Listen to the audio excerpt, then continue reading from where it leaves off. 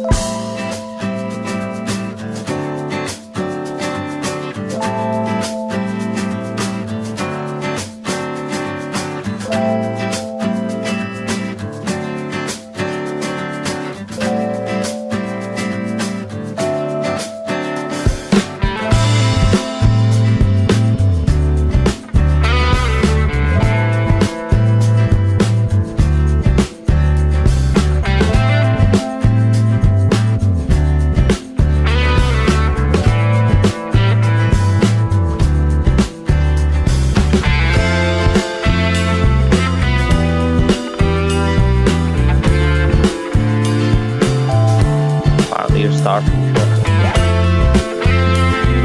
det var då.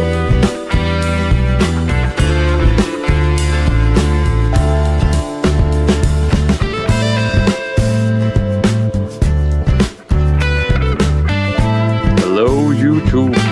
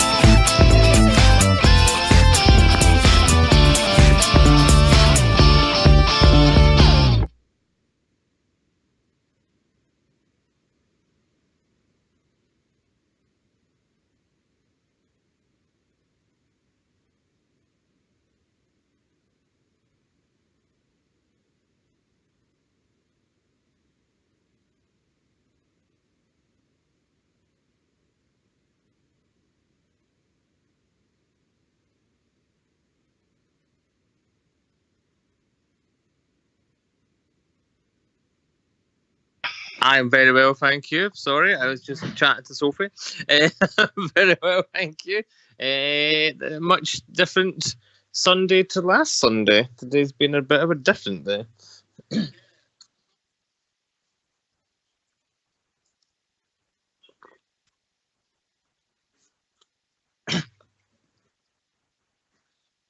Oh, you're right, you can't be heard.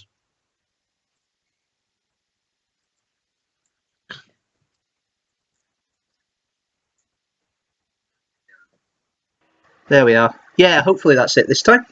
Hopefully you can hear me now. So much for the confident opening, eh? So what you missed was Barry saying that you had a very confident opening, only for it not to be so confident. Yes. Yeah, I can hear Fraser, but not Barry. There we are. That's it. That's it. Yay, we're here. Yes, hello everybody. Welcome to the Streamstructor. This is more confident opening, I hope. If you missed the last time round, so hopefully this time there's no issues technically. But YouTube probably won't be telling me off, hopefully, because I've eliminated but the you were a factor. bit naughty last time, Barry. I was a little bit naughty, but that's the thing of running Kidstructor archive stuff on a live stream. You kind of get slapped on the wrist for copyright things when you do it not live, but when you do it live, as I now found out, you can't do it. Yeah, ITV wasn't very happy, and it looks like Content Match went overdrive. I got a warning. I've not got a strike, but I am kind of thinking about having Kidstructors on going forward, unfortunately.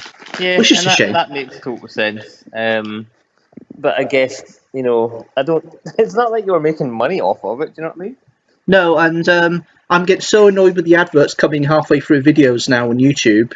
I probably won't do that sort of thing. I'm just getting annoyed full stop at YouTube, to be honest with you. Yeah, well, I don't get in trouble for actually dissing them now. Thank you very much, Fraser, but there we are. Come at me, bro. Fraser is stereophonic. What? I must be in mono, maybe? Maybe I'm only coming out of 1 ear? Right, okay, well, I don't know whether that's 1 ear or not, but do you know what? I don't mind if it's 1 ear. Is it your left ear or is it your right ear? Which one's blinder? Yeah. Just check to see if there's any balance issues here. See, they've updated the software for the streaming software, and I can't find anything now, so that's probably why I'm having part of the problems today. But yes, you said you were busy, and you were busy last week. Yes, of course you were. Because well, this is the first of two. Because last time I was here was with Arthur, who is on the chat, but not in the Skype as yet. We'll see if we can fix that at some point. It seems to be fixed, he's saying now. Fair enough. So, yes, last time you were filming for your sizzle reel for Origins, and yes. I can't say the second part of the title, I'm sorry, you've been doing your Gaelic. The Origins of the Louis. Is that what you call it? Is that how you say it? Right, okay. I think it's Louis. It's Leoch and Louis. Although I might get slaughtered by actual Gaelic speakers. Yeah, so we're trying to do a mythological fantasy series set in the Highlands in modern day, as young Effie Dwyer discovers that she is actually a Louis, and she needs to. Oh no, she's not a Louis. Sorry, she's a Curie, or a champion, and she must protect her town from ancient mythological creatures or denizens. And we were filming 10 scenes of a script that I wrote in lockdown based on the idea, which we'll use to pitch and present and promote to broadcasters and streamers. We're going big on this one. We're so used to crowdfunding for an episode, making an episode, whatever it may be, and then putting it out into the world. But this is different. We're doing this for Netflix, Amazon, HBO Max, Apple TV, Hulu, Disney, and we'll see who wants to snap up an original Scottish mythological fantasy series. So yeah, we did 3 days. So I think your first stream, you did one last month, didn't you? Yeah, you were filming that Sunday. We were filming then. We were filming in One Lockhead, which was gorgeous. And then last weekend we were filming in Falkirk, Glarbert, Stenhousemoor, and then the Arbroath Cliffs, which were just gorgeous, Barry. We've got such a beautiful country. We do have a beautiful country, and a lot of people don't realise how beautiful Scotland is because they see Loch Lomond, and that's basically their taste of the Highlands. Most people in the Central Belt. And yes, Loch Lomond is lovely, but that's not the only bit of Scotland that's beautiful. It really isn't. Trust Mind me, you, if I have my way, when we get the series funded and it's on the telly, or the Netflix or the Amazon, well, I'm not fussy. Whoever wants it, we will make sure that we will show like the rest of Scotland and not just what you think Scotland is. yeah, absolutely, because there's lots of beautiful places out there, and as long as you don't go with the big touristy things, you'll probably get a proper definition of Scotland. Unlike the time I went to Urquhart Castle, I probably said the story before. There was a boat pulling in the Loch Ness. Well, Urquhart Castle's sitting on Loch Ness, and there's a boat pulling on the jetty just nearby, and they're playing Loch Lomond out the speakers. They're on Loch Ness. Hello. I couldn't believe that we heard that. It was typical. But we've both been busy filming this month. I've ended up going round Scotland and the northeast of England, which was about a week before they shut everything down. Nice. I did some vlogging. So I finally completed my visit to Craigmillar Castle, which was kind of windy outside stuff. Managed to fix that. It's actually quite interesting seeing the footage before and during the lockdown measures and what happens there. So Yes. that'll be an interesting vlog next month. Didn't manage to get to Delton Castle. They decided to open the week after I actually was off on holiday, so not much I can do about that. And went to Doon Castle, although I'm not sure if that one will actually work, although coconuts are involved. I'll just let you know now. That will be happening.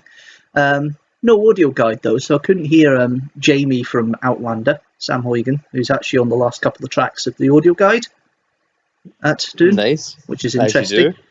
But a nice story about that was that the audio guide they have at Doon is free because Terry Jones, who does most of the audio guide about Monty Python, said he would only do it if they made it free. That's an interesting, nice little point to it. Yes.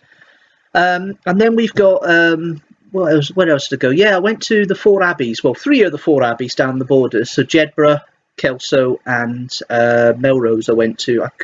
Dryborough, Kelso and Melrose. I didn't get to Jedburgh because it wasn't open yet, so hopefully that's the February one, and that should hopefully help with a little vlogging month next year. Yeah. To get things sorted. And then went down to Alnwick Castle, and yes, they do a little arena thing in Alnwick where they do with broomstick flying, and I'm going, yep, okay, Harry Potter, but yeah, it's been a bit weird visiting places with the COVID restrictions and everything at the moment, and trying to get places, and you having to book advance as well to these things.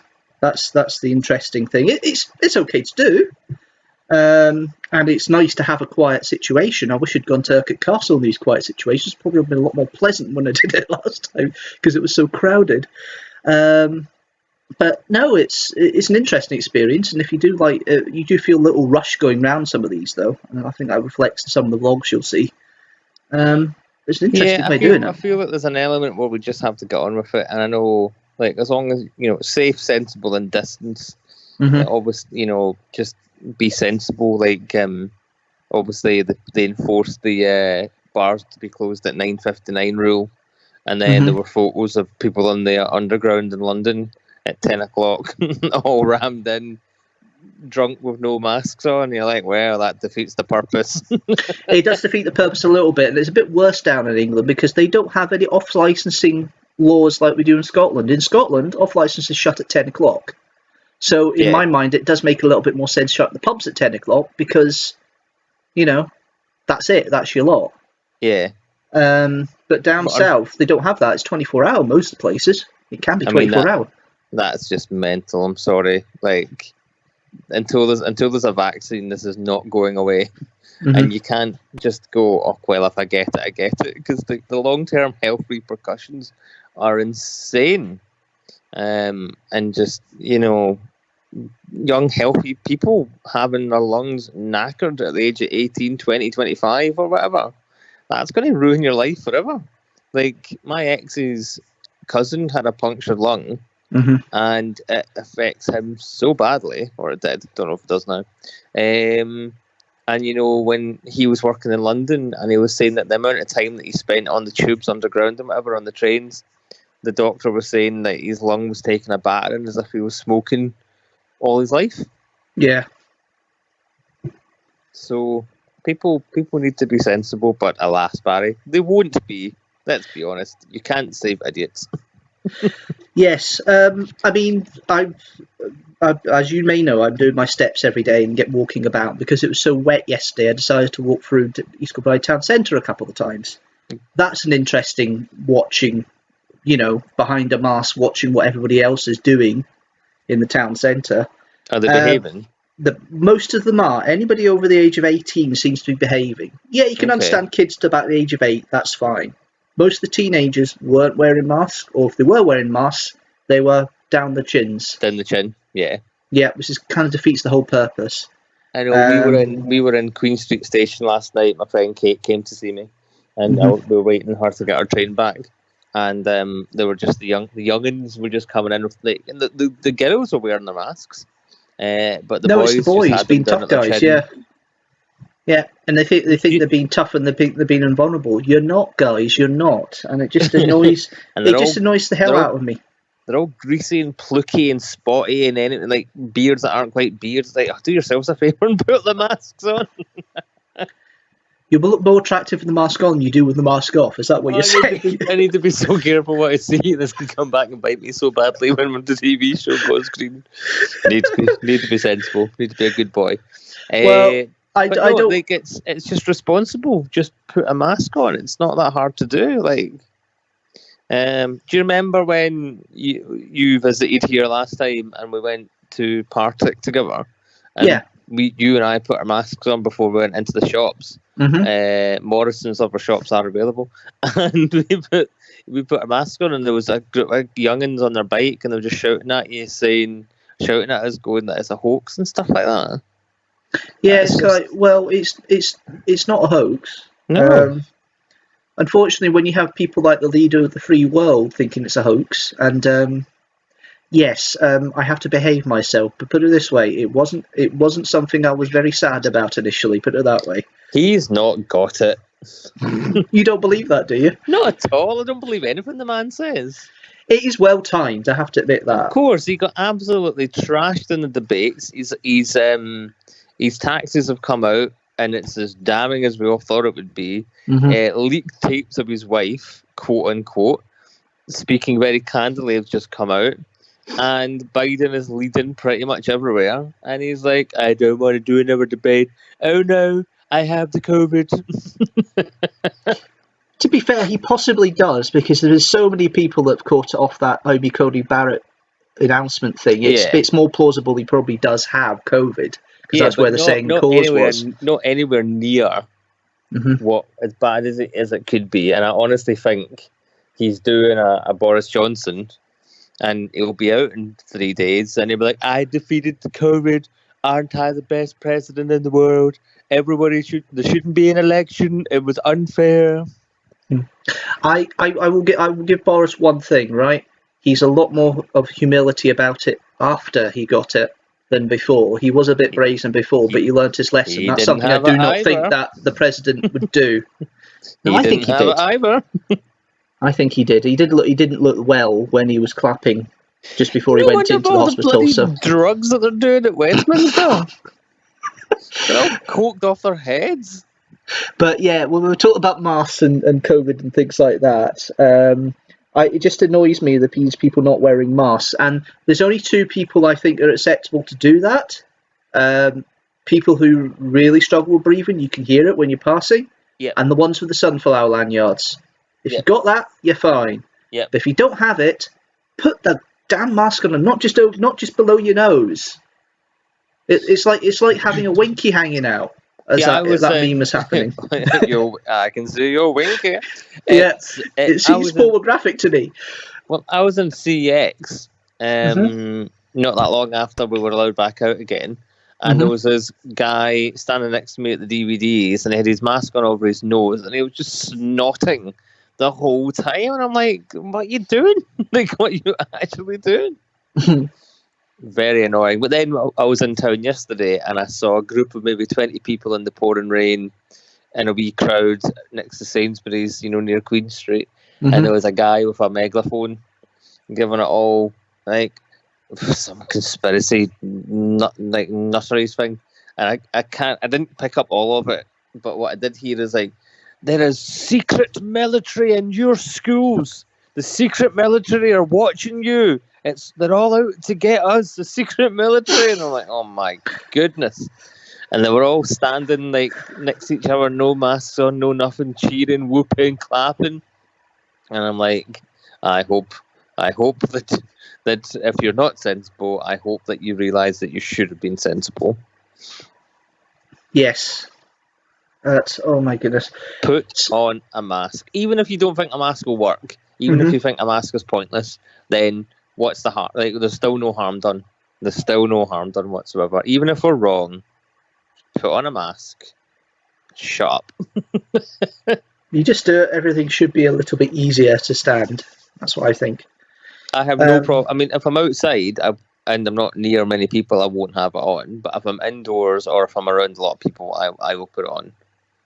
If I'm outdoors, I tend not to, unless you say I'm very close to somebody. But when I'm indoors, if it's very enclosed space or it's indoors, I will put the mask on. Well, you've seen the production photos from when we were filming and we all had our masks on. So I'll come to that about how the filming works for that, because I was watching Saturday Kitchen yesterday and there was a certain Doctor Who on it talking about his filming for Call the Midwife. But I'll go and I'll ask about Mr. Davison he was talking about how they work in the filming and that. I just want to hear if it's maybe something similar. But before we do that, let's have a look at the running order, and hopefully this running order is completed today. Oh my God, we have a running order. Sorry? Well, I'm trying to. We have a running order. Have you got all the doctors behind you? 1, 2, 3, 4. Can't see 5. 5 is behind me. There is one missing from that lineup. 2011. As you can see him falling down. 2011. I didn't know you in 2011. Yeah. Okay, so you've got 1, 2, 1, 2, 1, 2, 3, 4, 5, 6, 7, 8. Where's 9? Yeah, there's the hint of what we've just recorded a review for. Oh, there we are. Because he'd normally go up there, but I thought, well, I better take him off for the recording here, for the live stream here. So, yeah. Okay. Yeah, absolutely. So, yeah, back to the running order very quickly. Sorry. So yes, 2011 resolutions. This was last year. I was properly vlogging until I came back doing weekly vlogs in 2016. So this is the follow on to last month's vlog where I was talking about some of the resolutions. So it's me catching up on it. It was a good year for them. Now on the archive and on the Facebook page. I can't get my words out. You have been rerunning your old vlogs on a Thursday or a Wednesday or something? Thursday, 7 o'clock, I've been putting up a video from the archives. I've just randomly put a list up. I've done a randomize them on a spreadsheet and put them up randomly. And one of them a couple of weeks ago was called Taking the Pun, which was basically me doing a pun for musical title. No, it wasn't musical titles. It was film titles for books. Puns on that. This one is for food and drink, and I thought I'd do this as a nice little replacement for the Kidstructor this month. So food and drink on song titles, and I think it's the funnier one, and I think you might see why. And hopefully we get review of The Green Death played out this month, because that was the only thing that wasn't played out last month because of what happened with the live stream. Naughty. Yeah, very naughty. But Lynn's here. Hello, Lynn. Hello, Lynn. Yes, I know. You've been here for a while, I know that. I've been too busy speaking to Fraser and catching up. That's what happens when you don't speak to him properly for 2 months. Jamie's normally here. Jamie Guest. Yes. Jamie Guest. Robert Guest. Robert Guest was late last time, but he was here and turned up later on Anne from the Bird of Prey. I can't remember her full name now. Sorry, Anne. Lovely Anne Denniston. Yeah. She came in just before I got slapped in the wrist by YouTube. Is Fraser here? Fraser's not here. I'm leaving. Goodbye. I think that's probably what it was, but yeah. So Lynn's here. So hello, Lynn. Robert should be about later as well. Jamie is aware because I did ask him to come along, but he might pop in. Yeah, he might come in. He might not. Okay. Other family things stopping him from being part of it, but I have invited him. Yes, you know on your Facebook there's no link to this vlog today. Is there not? Oh, I haven't shared it yet then. Oops. No. Too busy trying to figure out everything else. That's what it was. Okay. I'll get that sorted, then I'll share that off. Okay, while I'm doing that and sharing this, what we'll do is we'll play the first of our videos today, which is vlog number 12. Can't believe it's 12 already. But vlog number 12, here we go.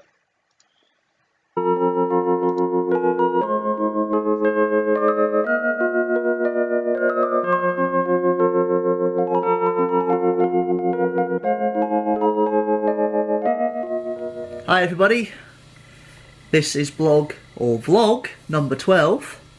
Still can't get used to that.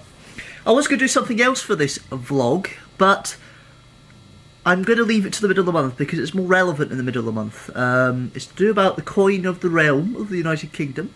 I'll say nothing more about that, and it's just going to be a separate video. It's not really going to be a blog. But this blog is basically going to carry on with my resolutions, give you a quick update of what's been happening with those resolutions. And of course, this vlog keeps up with those revolutions. Oh, I don't know, revolutions. I can't speak this morning. It's one of these things. This is about the 4th try I've had, and I still can't get the words out properly. See, I said that right. I didn't say words, I said words. Right. So, anyway, so basically, last month, as you know, I set myself 10 New Year's resolutions for 2011, and as it turns out, there was it 4 or 5 resolutions that had to be done within a set time frame, and here they are. Now, losing weight. Now, yeah, I didn't set a time frame, but Easter I think is probably the best thing, and it's to lose a stone. When I weighed myself a couple of weeks ago, I was 3 pounds lighter, and I have cut out virtually everything that I have in between meals. There has been lapses. I'm not gonna deny it. There has been lapses where I've had stuff that's not really healthy, but that doesn't necessarily mean that I'm not losing weight. I am, and now I need to step up by doing more exercise. So I'm gonna go for a walk after this, a long walk. Well, maybe not a long walk, but a walk of such anyway, because I'm off today. Hence the reason I'm recording this video. Anyway, second resolution was to blog. No, it wasn't. It was to take up a sport, which I haven't done yet. But then again, it was a regularity thing. There wasn't a set time for when to do that. But that's not happened yet, so that's not broken really. Vlog once a month. That was third resolution. Proof. I'm doing that now. Here we are. Second video. A month after the first one, more or less to the day. Which is fantastic. Being in a romantic relationship started, still working on. Number 5 was keep a journal, which I've done. I've kept that here. This is my little journal, and basically once a week I am writing little updates of what's happening in my life. So it's a personal diary. Number 6, go to the cinema at least twice a month. Three times I went last month. 2 to the King's Speech, once by myself and once with my sister in Edinburgh, and then went to see Ned's. Not the best film. I suggest that if you don't like violence or you feel a bit queasy with that sort of situation, don't go see it, because it's not really your sort of thing. Read a novel a month. Now, I have on my phone here a Kindle app, and I have just finished, well, I finished yesterday, I should say a bit, the 31st of January, Dracula. Finally! I got it! If you've been following my written blog, you'll know that I've been trying to get it sorted, and I've done it. I've finished it, I've completed it, which is like, well, hey, I finally read something, and it's sorted. So that's done, that's great. Number 8, filming project. Still looking at that, still working on that. Number 9 was, what was number 9? You know, I keep forgetting some of these things because there's so many of them. It's weird, but it's true. There's so many of these, I keep forgetting. Hold on. Go away somewhere for a break. No, that was 8, and I'm still planning on that. That's possibly the one that'll break. Looks like it at the moment. Filming project number 9. Yeah, that's in the pipeline. And Give Blood. Not done that yet, but hopefully I'll get an opportunity this month to do that and Give Blood, and that's definitely one that's sorted. It's probably going to be blog material next month, to be perfectly honest, because I'll probably do it as part of a blog regime. quick update, quick check, quick change. So that's basically my vlog for this month. Just a quick video, quick update, just to keep the resolution going. I want to carry on keeping the resolution going. There's a fuller update of my resolutions available on my written blog, which is totaldeanstruction.co.uk. That's totaldeanstruction.co.uk. So go on and watch that, read that, and get involved. You've also got my Twitter and you've got my Facebook. Please have a look, say hello. You can follow me automatically on Twitter. I will have to approve you if you want to be on Facebook, so just be aware of that. So don't be too disheartened if I don't immediately go ahead and approve you. But apart from that, that is my video update for this month for the blog. You will get a proper fuller length video round about the 15th of February. Because I've got a couple of things. Well, probably going to see my sister for a birthday, but I also have a little filming thing for a 40th anniversary of something to do with coins and the decimalisation system. So I will be looking at that and filming on that just now. I've done some of the basic work, but I've still got to do a bit of explanation and research. So that should be coming to you mid-month, so it's only 2 weeks to wait for the next video, but hopefully you'll be back for that. Thanks for watching last month. Thanks for watching all the videos before. Keep watching. Subscribe if you want to follow my videos, because they will be now regular. I promise they'll be regular. And thanks very much for watching. See you later.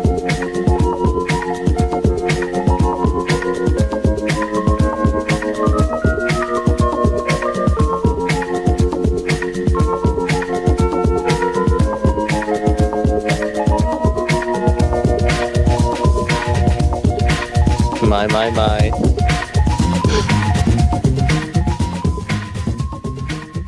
Are you there?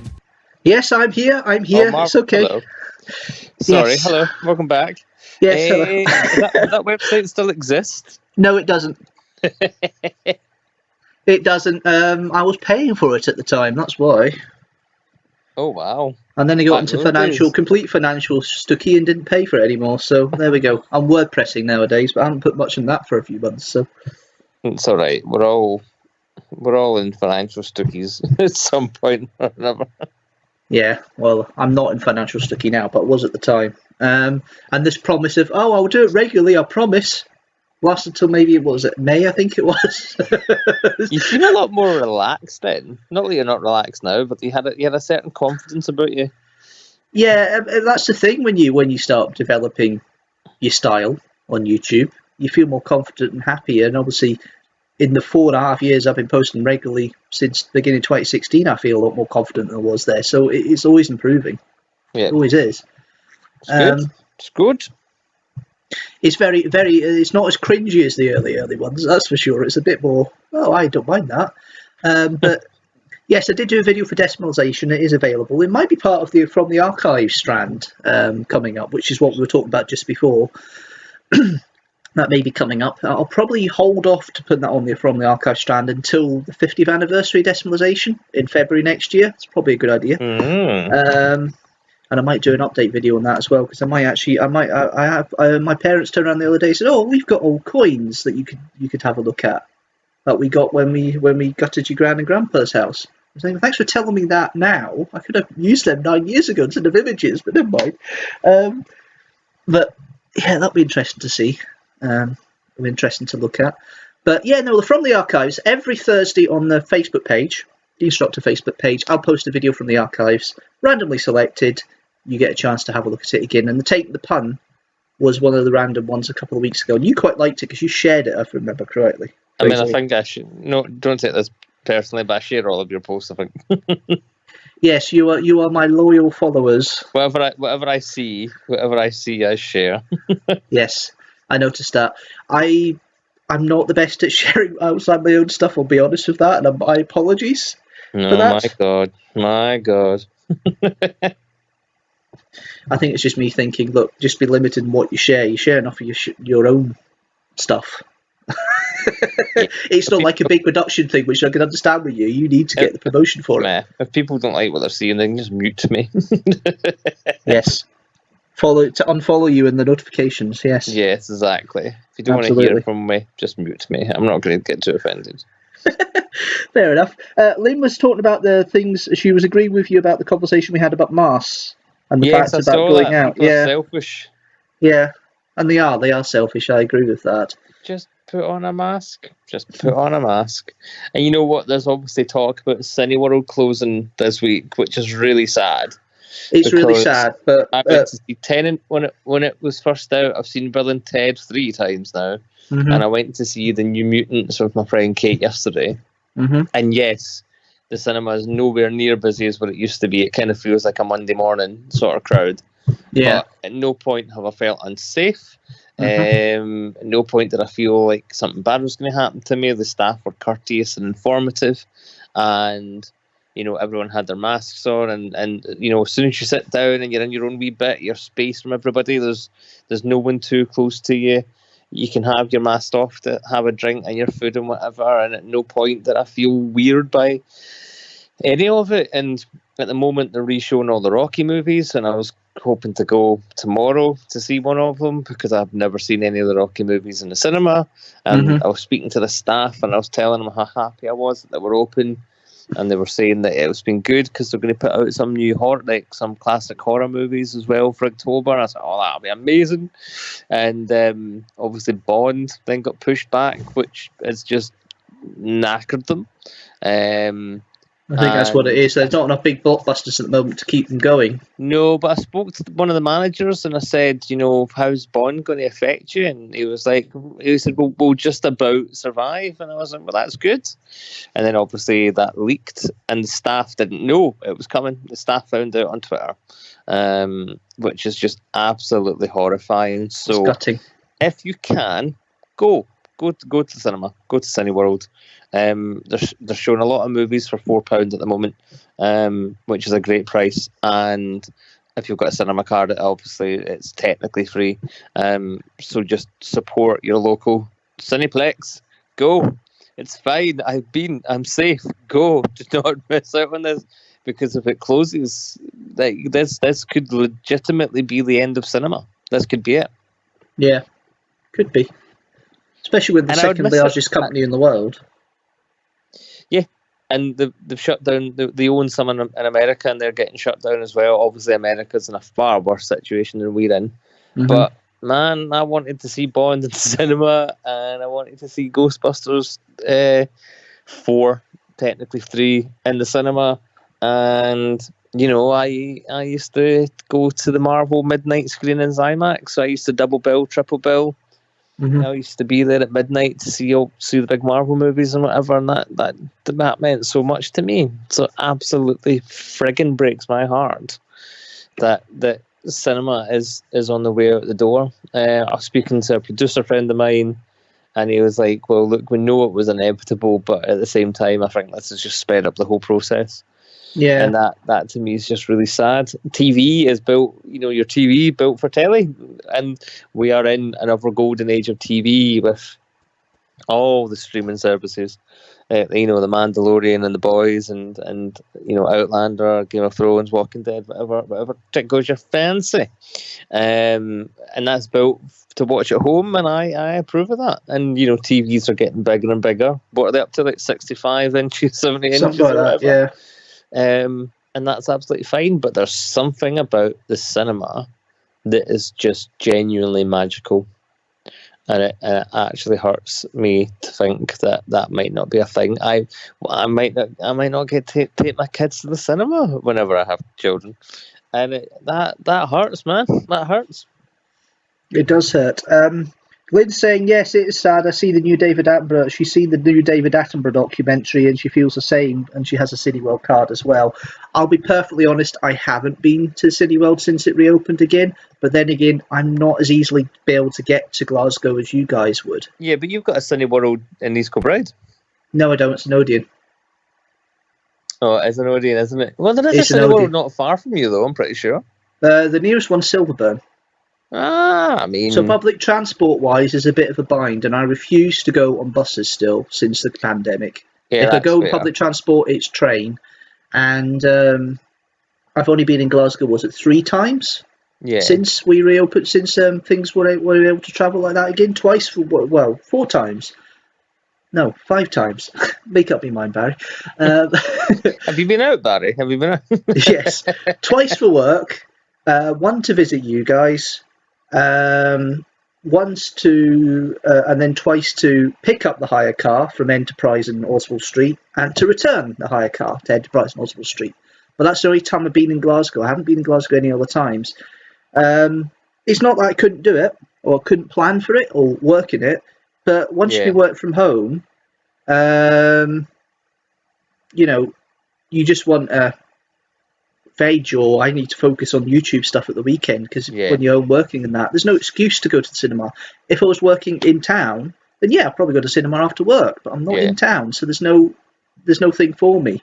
And regardless, I mean that's a New Year's resolution completely broken, partly through not my own fault. Well, it's not your fault. Like, But in regards to not paying Cineworld cards and things like that, I wouldn't have minded still paying my Cineworld for the past 5 months. They've only just started taking money off me again now, yeah, same. and it actually helped. And to be honest, it's helped pay for the hire car that I had last month for the week I was filming stuff, travel and everything else. I've not. My credit card bill is the same as it was at the beginning of this last month, because I've not touched the credit card because I've had savings aside. But I'm still happy to pay the Cineworld every month, because I Yeah. know it helps. And when I do get a chance, I will. But I don't have the impetus or the excuse at the moment Yeah. to travel that far to see a movie for 2 hours and come back out again. I don't have that Yeah. excuse. And when I was in River Glen, I was the same. It did feel a wee bit of a slog to Mhm. go into town and back again. And obviously beforehand I had access to a car, and I would go. We would drive to Silverburn, would park in the car park and go see a movie, get a bit of shop and come home. So like, I don't like going into town anymore. Town isn't a nice experience anymore. It's just too busy and filled with too many idiots. So I tended to go to the cinema to Silverburn, but obviously it's not as easy to get to Silverburn anymore without the car, because it's buses, and I'm the same as you. I don't want to get on buses at the moment, so I understand completely. But it will still suck if tomorrow they go, yeah, that's you. No more Sunny World until whenever. And the experts are saying that they're not going to get back to capacity until 2023. Mm-hmm. That sounds about right to me. Sorry, Arthur's just saying he's available to come in, so I'm just trying to get him into the call now. You might have to end my call. I'm trying to add him into this conversation, to be fair. Oh, hold on, wait a minute. I might be able to do it. Hold on. He needs to be aware that I'm going to wind him up, just so he knows. He's probably watching the live stream, so he knows right away. But yeah, the problem is people are looking back, not turning up, which is harder for others to get in because of the restrictions, meaning less seats. Yeah, no, I get your point, and I do feel bad myself for not going in as often. But as I say, I don't have the impetus to go in. That's part of the thing with me. Yeah, I'm calling him now. It's all right. Hopefully he'll get him. But hello, Arthur. Oh no, shit! That's the wrong mute button. You are That's the live. right mute button. You just sworn. Right, there we are. Apologies, internet people. That's the wrong mute button. I Yeah. apologize. I dropped my couch. I had to apologize. I was just moving my furniture. Yeah, for my processor, do you mind just going on to voice only, mate? Sorry, I know I love your face, but it's just I'm just yeah, he was there. I could see him. Yeah. I'll click the webcam rather than the thing. Now it's on voice only, so it should be good now. Yeah, sorry. I love your icon so much, because it's clearly you when you were 17. Actually, no, that was me when I was 20. I want to say 25. But don't be ridiculous, Fraser. It was me when I was 19.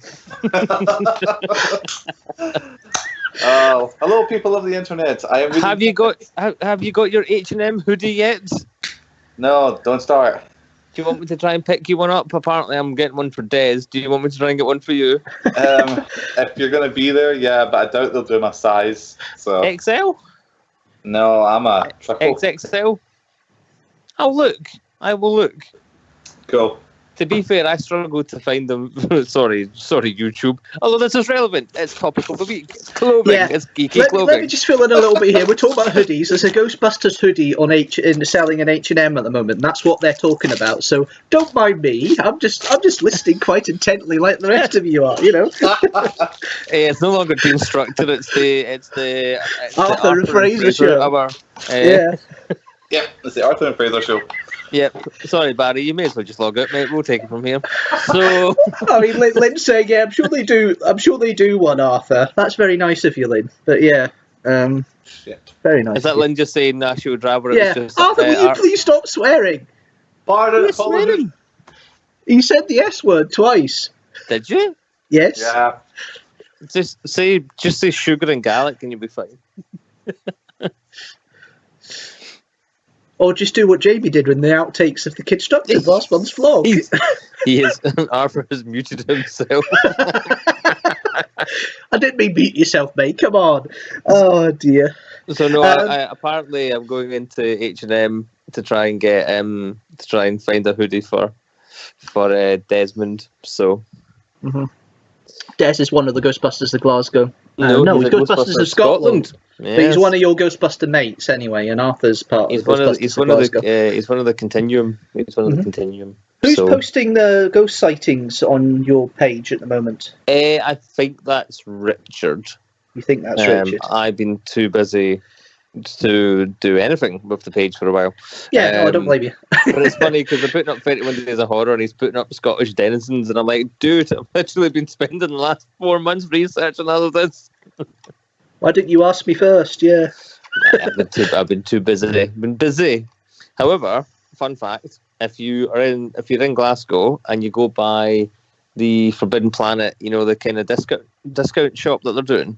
Yeah. Where Forbidden Planet used to be, they've got a lot of stuff on sale, and they have a 13th Doctor figure in the pink purpley top with the bum bag, and it said it was £7, but I actually got it for £3.59 or something. Right. Cool. And considering it goes for about 12 or whatever on Amazon, that was a really good price. Yeah, well, I got an early birthday present.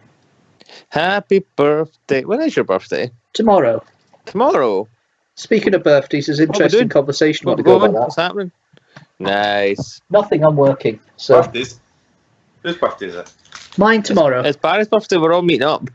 Oh, so, nice. So we're all meeting at the Blackfriars basement tomorrow, 9 o'clock. Be there or don't be there. Yeah, 1 hour of absolute carnage coming up at 9 o'clock. If anyone asks, we are all the same household. All nerds have the same diseases. So. And don't forget to wear your mask in between your sculpts. Yes. Lynn, you're invited. Just bring Alexa, and that'll be fine. It'll be good. Well, we might need to check that out, as it was closed today when I was in town. Lynn, we're taking the P. What was she saying?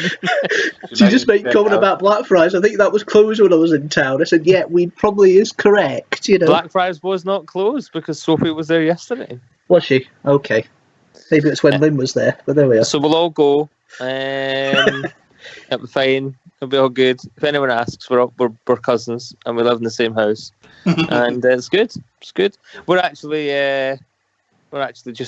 all in one flat right now. We're just in 3 different rooms because we can't stand the sight of each other. So Arthur's only logged in to tell us to get off the Wi-Fi because he's trying to download 50 million programs as per usual. So I did that earlier on before I went away. I'm downloading the boys. I haven't even watched season 1 yet. Well, no wonder that's why I'm downloading it. I'm well behind in all the sorts of things. I'm missing Ghosts at the moment, the second series of Ghosts that's on BBC. I haven't even watched the first season of Ghosts. That looks funny. Yeah, if you like Horrible History's crew, then you'll like that. They're quite. And it's Charlotte Rich, isn't it? Yeah, well, that's one reason you would watch it. You know that, but there. Meow. That's a nice little segue back to the thing we talked about filming and social distancing. What, cats? No, Charlotte Ritchie was in Call the Midwife. Yes. We talked about cats already. My goodness, it's only an hour in. Oh dear. We were talking about a lot of cats in the streets about an hour ago, or half an hour ago, but there we are. So Sophie went, you're only going to be about an hour, aren't you? I was like, you know how long these things take. She was in the last one that she was with you, so she knows how long they take. I believe we were eating at the same time. You were. Filming, socially distance. So Yes. So actors are allowed to be face to face without masks. But no kissing, no exchanging the bodily fluids, no real hugging things. They're allowed to be in close contact, no masks for 15 minutes for the entire day. So as soon as you yell cut, the masks go back on and they step away from each other. Yeah. Crew obviously were 1 meter apart. And we all had masks on, except for departments that had to work in close contact, and they had their masks on. And basically, we sanitized our hands on a near obsessive basis. Costume, makeup, and whatnot had goggles on when they were face to face with actors, and that's basically how we did it. We were allowed to continue because we were a workplace. That was checked with local authorities to make sure that was okay.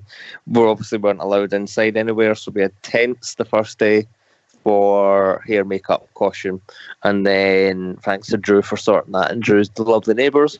And then for day 2, we were at a farm, and the farm owner kindly gave us a warehouse that wasn't being used, which was then sanitised and washed out after. So. It sounds good. It's just Peter Davison was mentioning Saturday Kitchen because he's appearing in the Christmas special called Midwife. Sorry, please continue. No, but he was saying that they're effectively sticking sticks between them when they start scenes and that, just to make sure the distance is correct.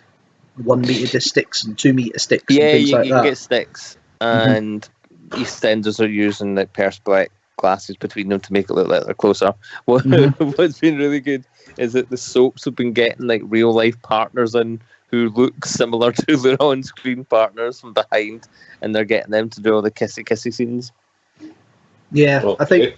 Yeah, and I think this morning is had some complaints because they're now trying to split. They're now split screening Holly and Phil during the week because Ruth and David can sit together because they're in the same household. So I've noticed. I mean, Ant and Dec are a bubble, so they can be next to each other all the time. I was about wondering about that. Yeah. You and my director of photography, Ewan and I, we worked together. We were travelling in a car together for the various jobs that we were doing, and we were in close proximity, so we were essentially a bubble as well. So it's just being sensible. Like, just don't spit on each other, don't lick each other. You'll be fine. Like, keep your mask on and be sensible, and just wash your hands, just sanitize, just be sensible. That's all you have to. It's that simple. It's not difficult. It obviously is for a lot of people. Yeah, it is. Yes, but they're morons. And they should be taken out to the pastures, but we can't do that yet. I have had the best positive COVID result. All the doctor said, "Oh my God, that's the most positive COVID test we've ever seen." Oh, the only good thing from 2020. But Doctor Who is back to filming. Oh, So good. they say, when is it November they're starting, or is that been pushed forward a bit? Because I know Dr. Freedom is indicating. So we heard, me and my private sources heard that it was going to be November, and then if they had to, it would be pushed back to January. But rumours were that they are back now. But New York Comic Con is soon, and there's a Doctor Who panel. So I'm guessing they'll say what's happening. The fanboys, and I use that term very loosely, Jodie's going to be announcing that she's regenerating at Christmas, and we're going to get a white man again, and the world will be as it was. Where Jodie's going to be like, yes, it was me and Yaz for the next 2 years, suckers. And that's where we go, yeehaw! If I was Jodie Whittaker, and the BBC were like, yeah, we're going to carry on into the 60th anniversary, and then we're going to rest it. Wink, wink, nudge, nudge. And if I was Jodie, I'd be like, sod it. I'm staying until the end of the show. Don't see why Fair not. enough. She could become the Sylvester McCoy of this era, I suppose. But there we are. Just to wind up the fanboys, I love Jodie. I think she's great. I think there's a YouTuber who's got quite good energy about him. He's quite a nice guy, but he's a bit too fast. If that's what you believe in, that's fine. If that's what you believe in, then more power to you. Just really energetic. He's like the British Dr. Freedom, but I prefer Brian. Brian is my YouTube guy. Yeah, absolutely. He won't be watching. And he was just like, the best news that could happen is that, that Jodie leaves at the start of season 13. If there's a surprise regeneration, if there's anyone out there who does like this era, please get in touch with me and tell me why you enjoy it. And I'm like, we don't have to justify why we're enjoying the show any more than you have to justify why you don't like the show. But you would rather shove that opinion down the people's throats who do enjoy it, rather than just letting people enjoy it. Not every Doctor Who fan will like every era of Doctor Who. So just shush. Just shush. I'm waiting, and it must be close. It must be happening already. Maybe I'm slightly out of touch. Where all these people who hate the new Doctor Who are now going back to the classic series and justifying why they hate the new Doctor Who by saying the older stuff is rubbish as well. That can't be far away because they're running out of ideas. They're going to go after Colin Baker first. Of course. Which is absolutely scandalous because he's one of the nicest guys in the world. Yeah. And I'm sorry, if you don't... I'm sorry, do the Big Finish. Do at least the first ones in the first 50 of Big Finish. Your mind will change of Colin Baker, 100%.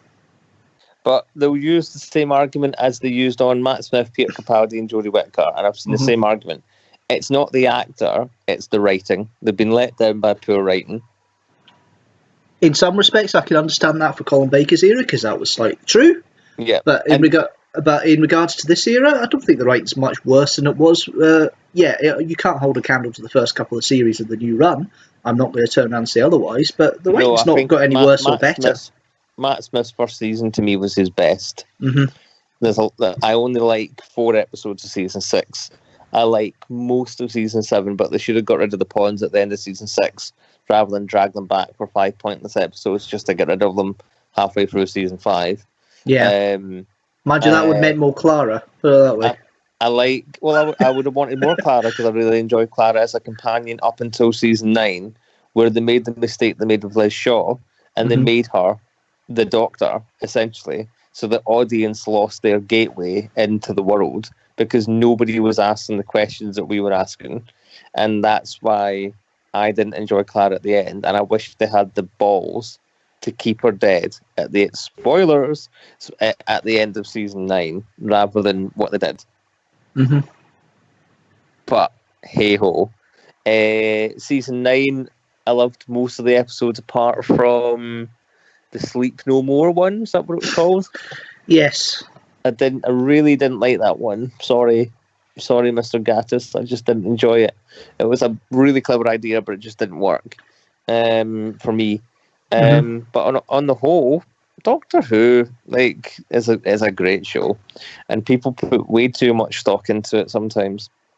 As Dr. Freedoms has said, it's a show that's been going for 15 years in its latest run. Of course it's going to run out of steam a little bit. It's natural. He got that from me. Yeah, but it's true. It's true. I completely agree with it. And yes, no, hold on a minute. I said that sounds a bit Fraser when I heard that, but I didn't want to say. I know we're talking about a series that you watch. Not emphatically. We always do this. I'm sorry, Arthur, but we go to Doctor Who at one point. But you enjoy it, don't you, Arthur? What you watch, you enjoy. Yeah.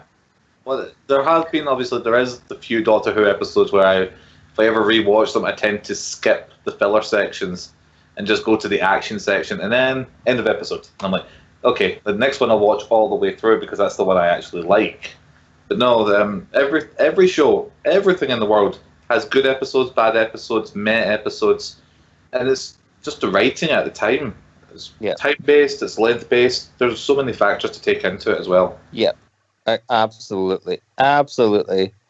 People just need to Watch what you enjoy, and like every good Doctor Who era, if you're not enjoying it at the moment, go away and come back when it's a new era, and you might enjoy that one more. Exactly. I mean, that's the thing. That's the thing with Doctor Who. You do have these kind of eras that you can go back to and go into in these different tones. It's not like the Star Trek series where it seems to be the same group for 7 seasons. You know. Yeah. Deep Space Nine's the only one that seems to have managed to twist it, change its, have its style change a little bit, because it gets a lot darker in the later seasons. And I have a funny feeling Discovery's about to turn as well with that as well, I think. Yeah, the whole Dominion War makes it go a little darker into the whole situation compared to what Voyager's and Janeway, where it's literally light-hearted one-story arcs and, oh, you've not got it this bad? Writers just rewrite it the next episode. But Deep Space Nine is really enjoyable. Yeah, if you can get through the first 3 seasons, because there's occasional good episodes, but once you get into the Dominion Cold War, that's when it gets really interesting. Oh, yeah. And I know that Rintu, one of our friends, has called it Deep Your 9 because he doesn't enjoy it, but I do. I don't like the criticism that Star Trek Discovery gets, because they say it's not Star Trek. Really? I'm sorry, but Deep Space Nine is less Star Trek than Discovery. Yeah. It's still based on Gene Roddenberry, who was a bit of a nutter at the end of his term. It's set in his core belief of it's in the future, and it's the Federation of Planets, and it's, you can watch an episode of Kirk, and then you can watch an episode of Picard, Janeway, Cisco, Michael, and beyond, and it's Star Trek. It's absolutely Star Trek. Just like Moffat said, you could watch the very last episode of Classic Who of Survival and Rose, and it's the same show. Oh, it's the same show. I mean, my Glasgow Doctor Who group did a kind of lockdown review, where we all put in our own aspects between the two, because a couple of months ago the series has now been back longer than the Gap, than the Wilderness years. So we did a little review about reviewing Survival and Rose, and the similarities are there. They really are. Council Estate in Survival, Council Estate in Rose. And Rose, yeah. This extraterrestrial thing in a suburban environment, Survival with the cheetah people. Rose is the Autons. It's very much a continuation. Definitely is. I've got Lynn here saying, she said Clara was okay in the first season, but once her arc was done, she became pointless. A lot of the stories for season 8, 9, 10, and 10 were just meh. 8 wasn't too bad, although I didn't listen as much. Capaldi's first season? Yeah. I thought all apart from the forest in the night time of the garden in London. I thought it was really solid. I think my favourite was Into the Dalek and Mummy on the Orient Express. Season 9, good idea, the Double Parters. Season 10 felt like a brand new run with Bill and Nardole, and I love season 10. I think season 10 is Peter Capaldi's best. Yeah, 10. I mean, don't get me wrong. There's not really any Doctor Who I really absolutely hate. There's no season I've switched off of. But there's always something that will keep my gaze in there. And I may not have given Listen the best TARDISes out of 5, but it's still pretty strong compared to some of the stories coming up. I love Listen. Yeah, it's such a creepy episode. As I mentioned at the time, I'm not one for horror. Plus, I wasn't really in the mood when I was doing the review as well. I think that's probably part of the reason. If I went back to do a second impression, or third impression, is what now you're probably saying better. Is you didn't give a professional, unbiased review, and people shouldn't listen to it. That's stop winding them up. He didn't say no. I didn't say no, and I didn't say yes, but then again, it's my personal review, so of course it's going to be biased. Yeah, 10 was his best. It's just the plots where nothing to do with the actors or characters. That's what she says about series 10, says Lynn. Well, yeah, that's a good opinion. I do get that opinion. It is a good opinion, yeah. Okay, yeah, we're talking about birthdays earlier on, and I've got an early birthday present. Of course, it's my birthday tomorrow, but I thought I'd have a look. Happy birthday to Thank you. ya. Now, as you may know, a couple of years ago, if you were watching my videos then, I did a video about who shares my birthday. I remember that. Yeah, you remember that. And I'd like to, if possible, get them from you as well to see who shares your birthdays. This is a bit of fun. Sure. But I've had a quick look at my dates again and just had a look. Now, I looked at living people last time. A couple of interesting dead people were born on my day. 1902, Ray Kroc, who's best known for creating McDonald's franchising and buying McDonald's out. He was born on the 5th of October. Jock Stein, the football manager for Celtic and Scotland, was born in 1922, on the 5th of October.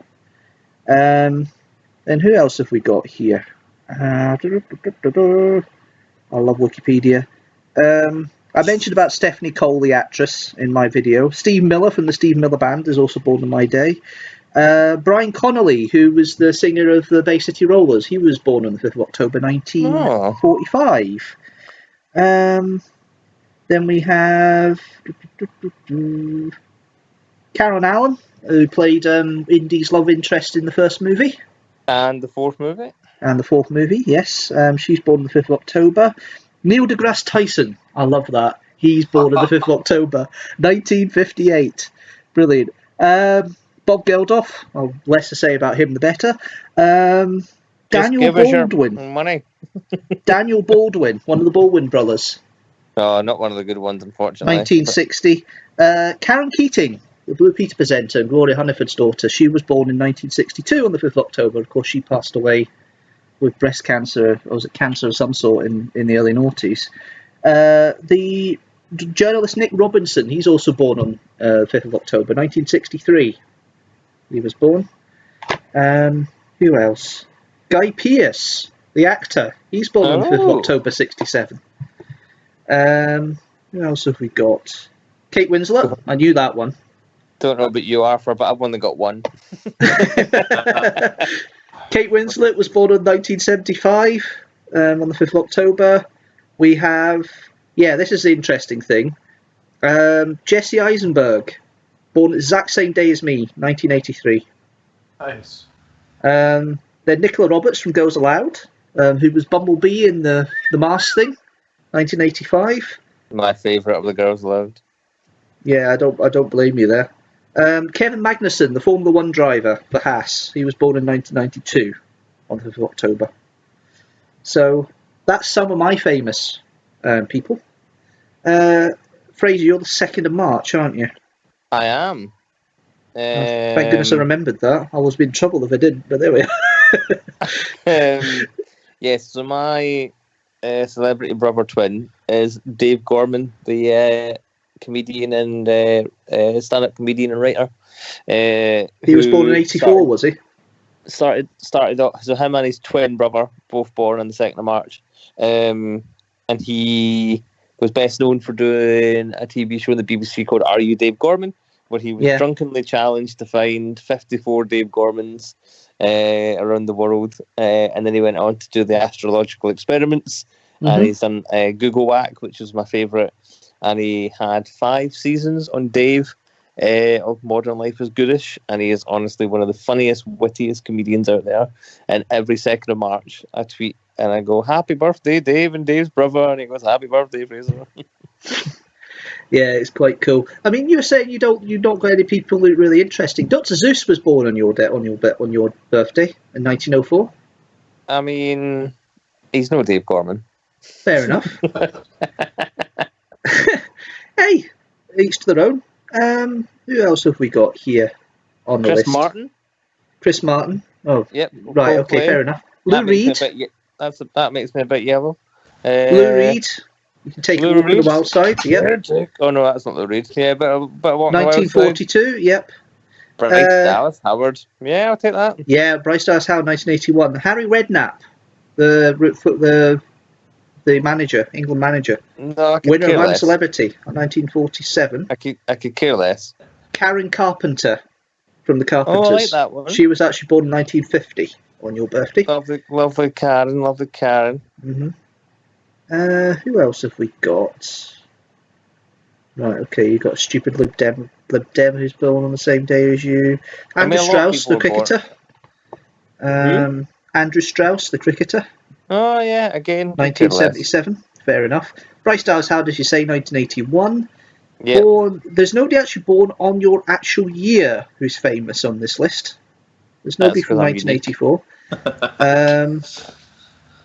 Miss America is born the same year as you. Miss America's born the same day as you, 1988. Somebody called Laura Capella. I'm sure she's doing very well in life. Yeah. Somebody called Diamond Kitty. Oh, it's a porn actress. Of course she is.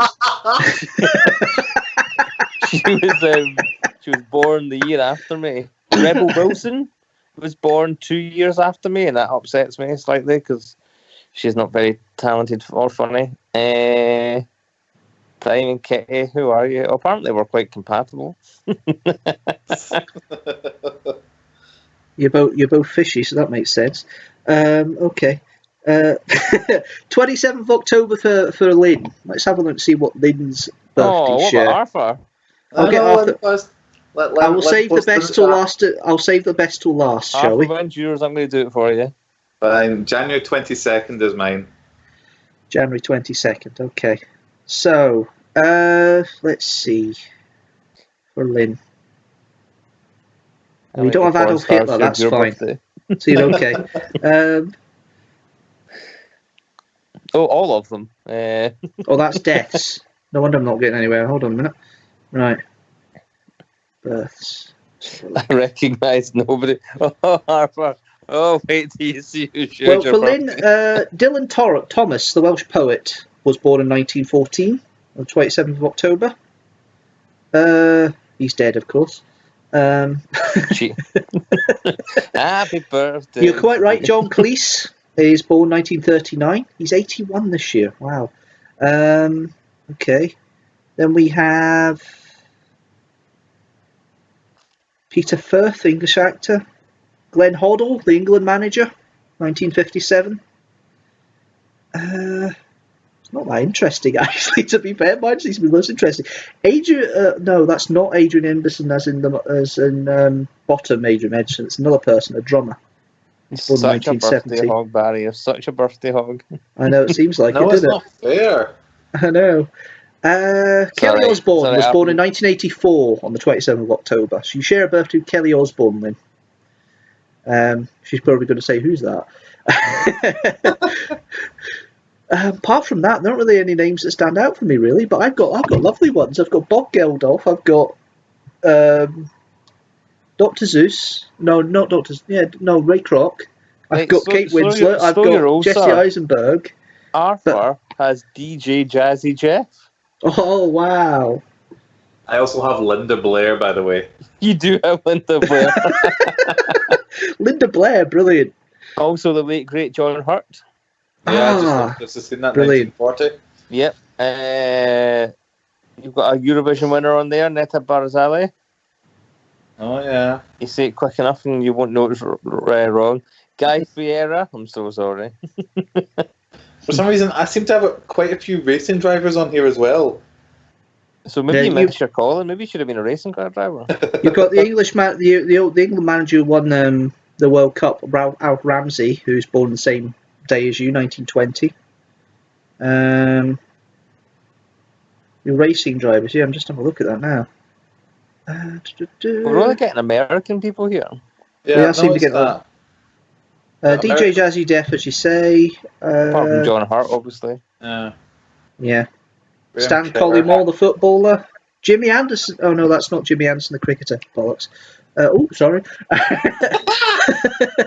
That's me in trouble now. Yeah. That's you happy now. Boing. A bit late for that. Anyway. There's not many names I recognise on Wikipedia for you, I'm afraid. So you could have been a race car driver, or you could have been an astronaut. Yeah. I could have been somebody. I could have been a contender.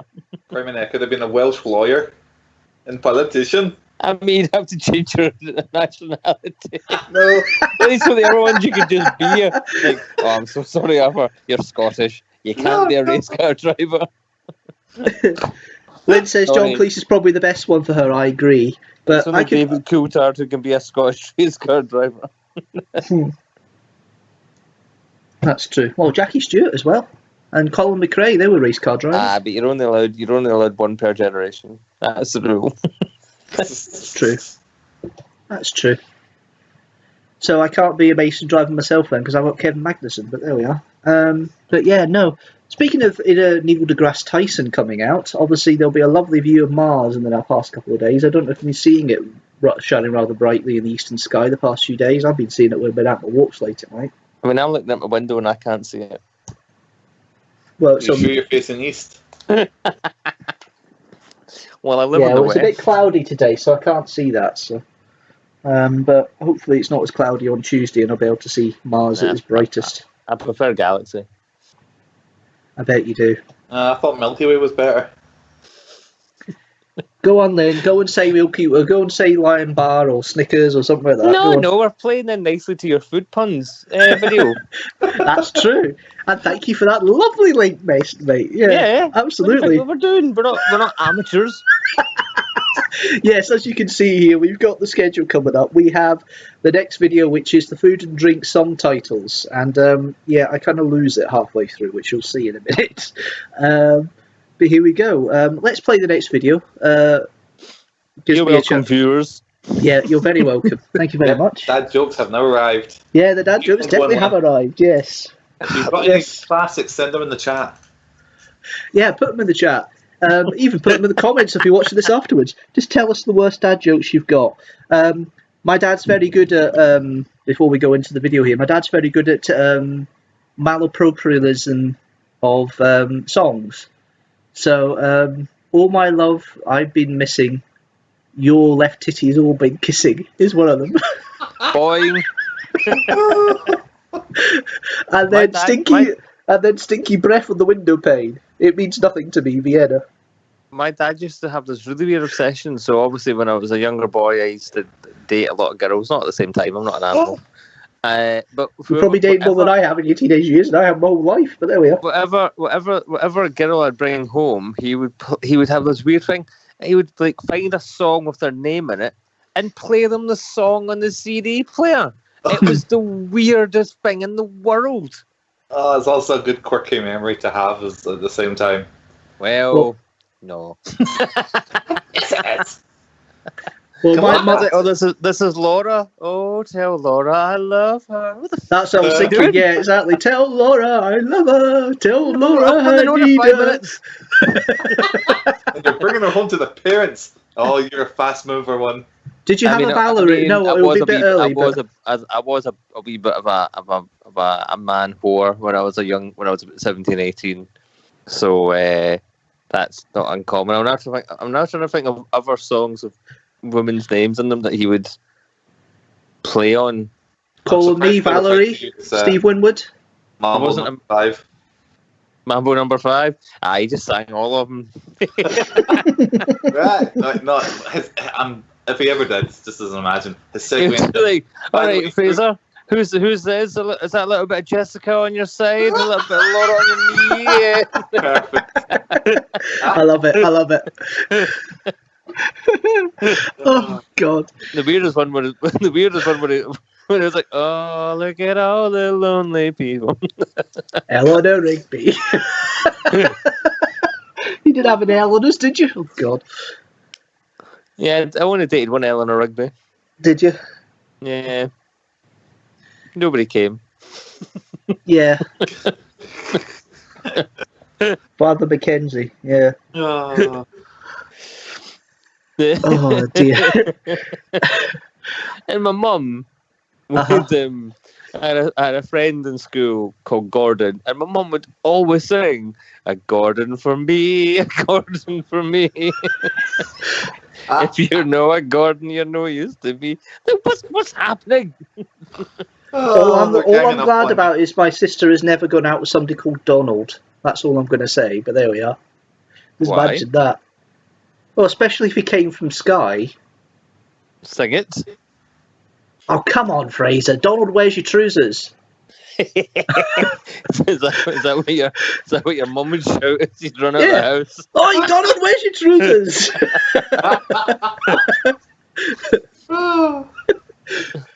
But no, she's never done that. The closest As long as you didn't shout Wee Willy Winky, you're fine. Oh dear. She wore an itsy. Anyway, I dated a girl from Wales for a couple of years, and it wound her up so much because my mum was obsessed with Gavin and Stacey, and she would just keep calling us Gavin and Stacey, and I was fine with it because my mum was past the stage of deranged anyway at that point, and he just kind of went, "That's nice, Mum," but it would absolutely drive her up the bloody wall because she was convinced that Joanna Page, meow, stole her accent for the role of Stacey. That's not even her real accent. She's stolen mine. It's like, I don't think she walked into the shop one day, heard you speaking about, "That's the one for me." Oh, God. I do wonder what she's up to these days. Oh, yes. Dating a Chinese me. Not even a joke. Is she? Oh, God. Is she? That was very high-pitched, Barry. Did you, were you reading a book and slammed it shut quickly? I just tightened my belt there, that's what it is. Is she? No, yeah, she's engaged to a guy, and if you look at the Facebook profile, not that I do this very often, I do it to tell people because they don't believe me, and he just looks like a Chinese me. I think you know what you're talking about as well, but there we are.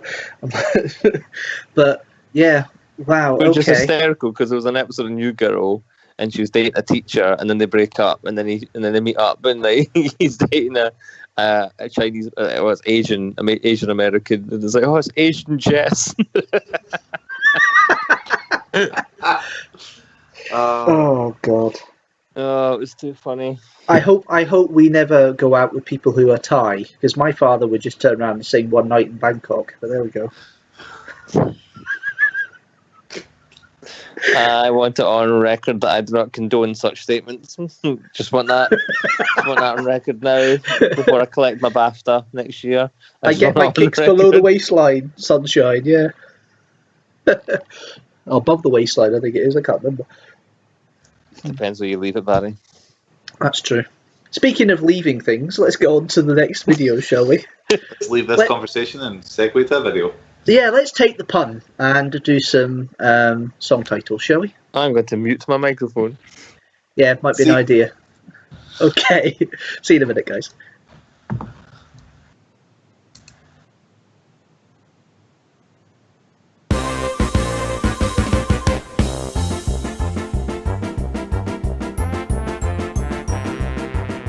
Hello everybody, welcome to another Funny Week video. This month I'm going to go back down the pun route. I'm going to take the pun once again. This time round I'm going to do food and drink based on songs. There may be a couple of alcoholic ones in there to relate to the last video.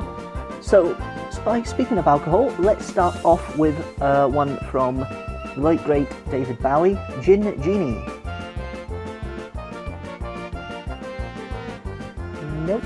Okay. Right. Alright, we'll do something a bit more foreign in its phrasing. Chippy-Tita by ABBA. Right, okay. Well, it's Grits Now or Never by Elvis Presley. That's another option you could have, maybe, for a pun. But the big hit here from Meatloaf in my list from the 90s. I would chew any wing for love, but I won't chew fat. Oh well, okay. Okay, well, the one that most people probably would get straight away, Aerosmith's Walk This Way. It's also the name of a Chinese restaurant I know in Glasgow. And then we've got Welcome to the House of Buns. Or Welcome to the House of Bun by Madness.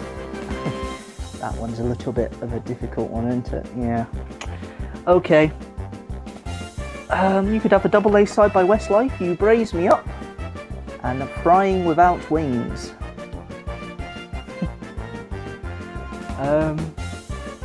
Okay. I'm looking at 1 for 2 away. I've not even said it yet. I'm already laughing. Yes, the next one I've got here is Prince and Little Red Courgette.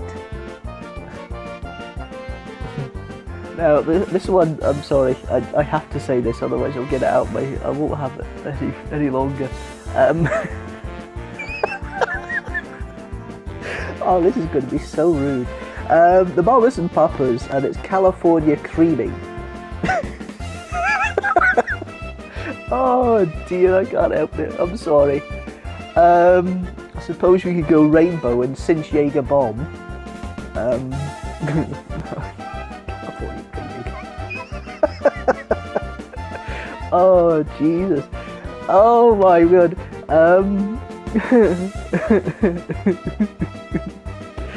You've got Uptown Grill by Billy Joel. That's another pun you could do. I Want to Hold Your Ham by the Beatles. Yeah, that's another one you can maybe go with. You've got Musical Use, Pasta Dushi. I'm sorry, I can't help it. Bloody hell. This is going to be funny just for me laughing at this one, I think. Oh, Jesus Christ. Oh, dear. You've got... oh, dear. I mean, you've got Lady Gaga and Prawn This Way. You've got Toto and Hold the Line. Oh, I might have said that one already, maybe the previous take. What was the other one? I was looking at it earlier and I couldn't help but laugh. Oh yes, that's right. I will finish off with this one. The Bee Gees and How You Can Mend a Broken Tart.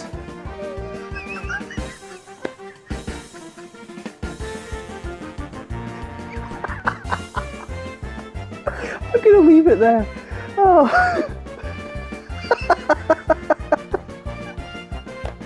I'm not supposed to laugh at these things, but I'm sorry, that's hilarious. I like that one. I'm looking at California Creaming. I'll see you next time. Thanks very much for watching. See you later.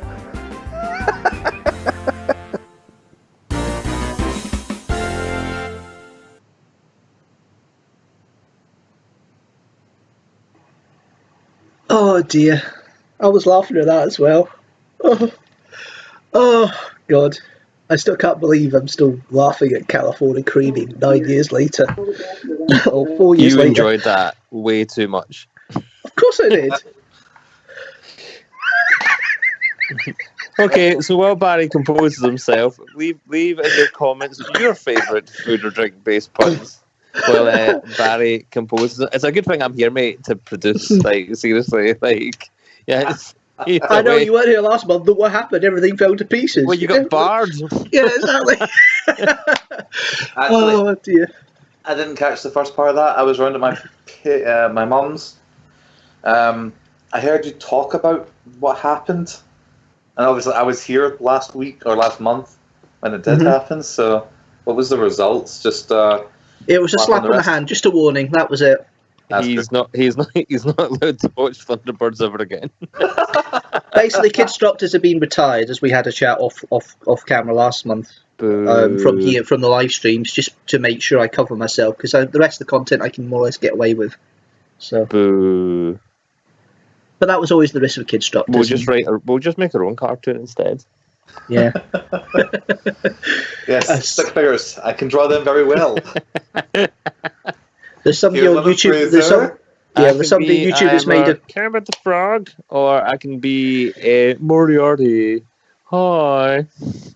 Or Elmo! Everybody likes me. Tickle me, Elmo! You're not far off Baby Sinclair off the back of that as well. Please do not tickle Elmo.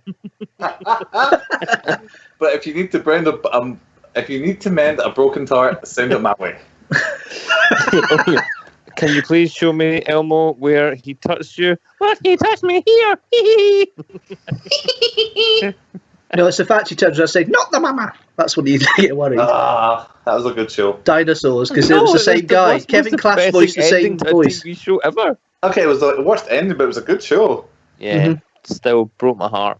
My heart. That's coming to Disney Plus this month. That'll be fun. No, what? I watch everyone, but I watch every episode but the last one. That's easy enough. A lot of ladies had a crush on the boy, the teenage son. Huh? It's true. Look it up. It must be the What's spiky that hair. kind of like cliche, but He had that Kirk Cameron thing about him. yeah. But I mean, my first crush was April O'Neil. So what can I say? Yeah, but let's just say the jumpsuit was one size too small for April O'Neil, so that's probably why. But there we are.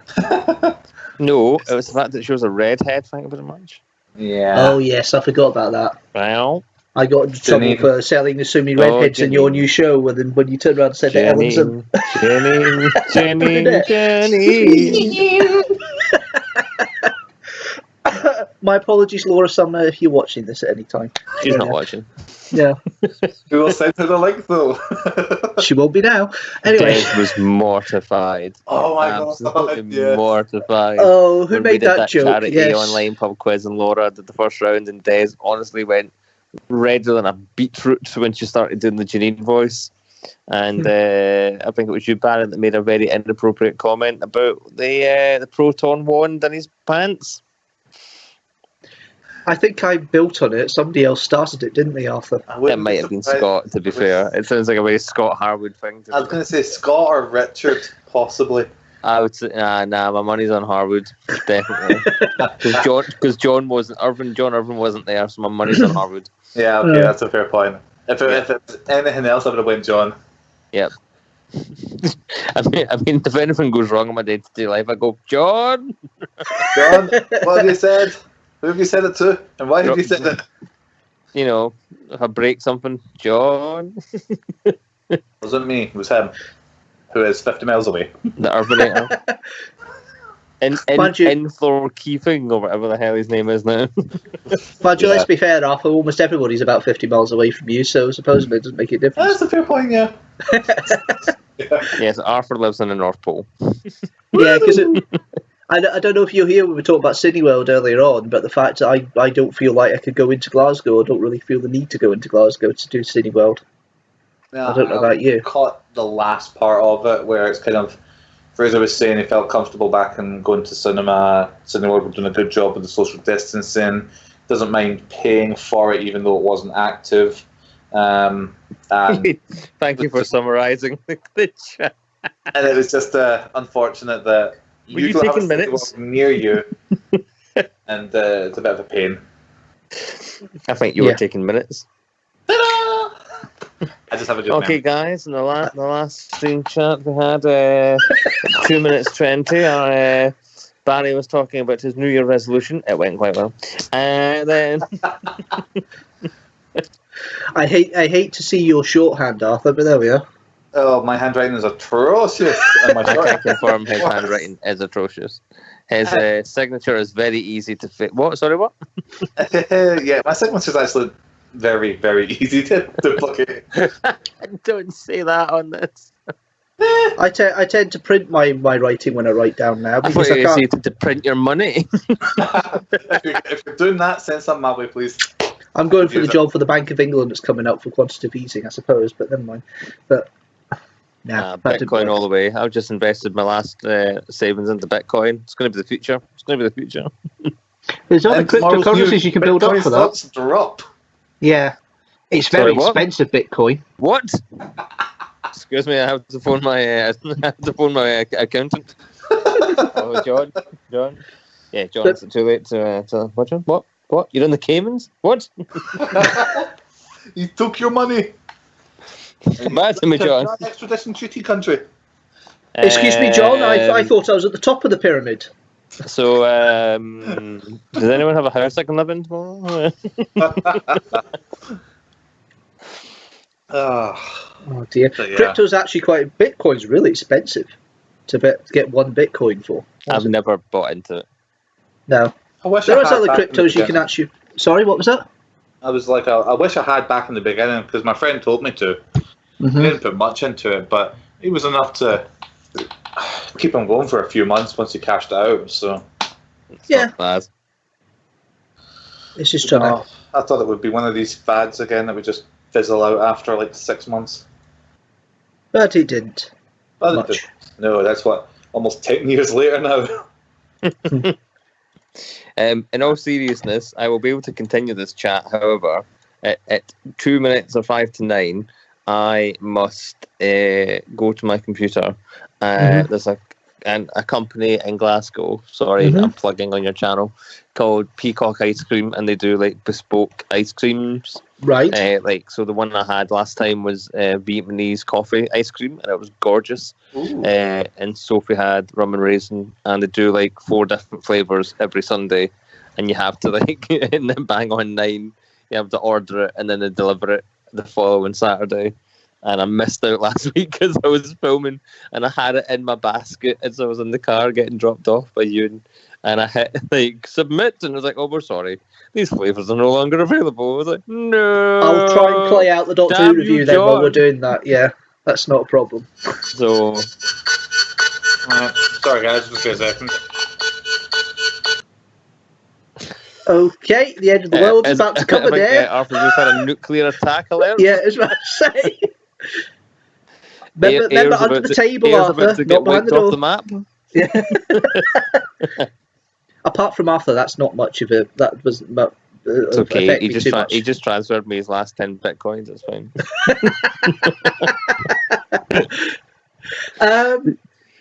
So we're talking about. I don't know if you know, but one of my friends, Stephanie, is trying to get leave to remain at the moment, and she put up the thing about the Life in the UK test site that she's practicing with to get her, to do that. Uh-huh. And I was looking at it. I'm looking at some of the questions, going, "Look, I can't blooming answer that. How can an American answer that?" Ask us these questions now. Going to do a few, yes. We'll wait for Arthur to come back. We'll wait until you've got your ice cream. Put it that way. But I was thinking of maybe doing that. Distracting. It would be a little bit distracting. Yes. Fraser, when did the First World War end? Pecan delights.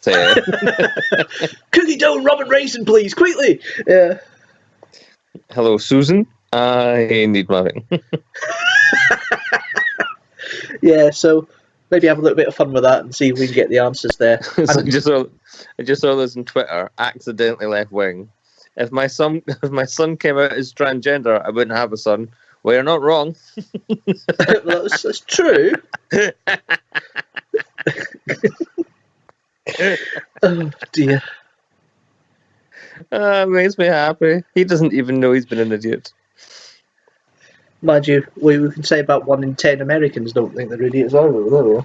Well, they've because of Trump talking about Proud Boys, they've the LGBTQ community has like flooded like the hashtag Proud Boys with all the pictures of them being with their partners and kissing and everything. It's so funny. I love it. It's so good when that happens. Lynn is saying we're all doomed when it comes to the alarm that happened with Arthur. It's only because Alexa set an alarm for 4:30 a.m. I believe. See, that's what it was. It was Lynn speaking through the YouTubes to Arthur on Skype and saying, "Alexa, set the nuclear alarm bomb." Oh shit! No, was it not? Alexa, oh boy! Set alarm for 2 a.m. Yes, that's not what you said. Yeah. Yeah, but she said 8:45 instead. Somebody's trying to do Alexa back on. Hey Alexa. I think she knows. Oh, we've got an angry face here. A very, very disgusted devil face coming up. Is that what you call that? It's got a purple devil face. It's all right. She's not allowed to come into your house because of social distancing. Yeah, that's fair enough. Well, that's a question when we talk about that. Do you have a sunflower lanyard, Lynn?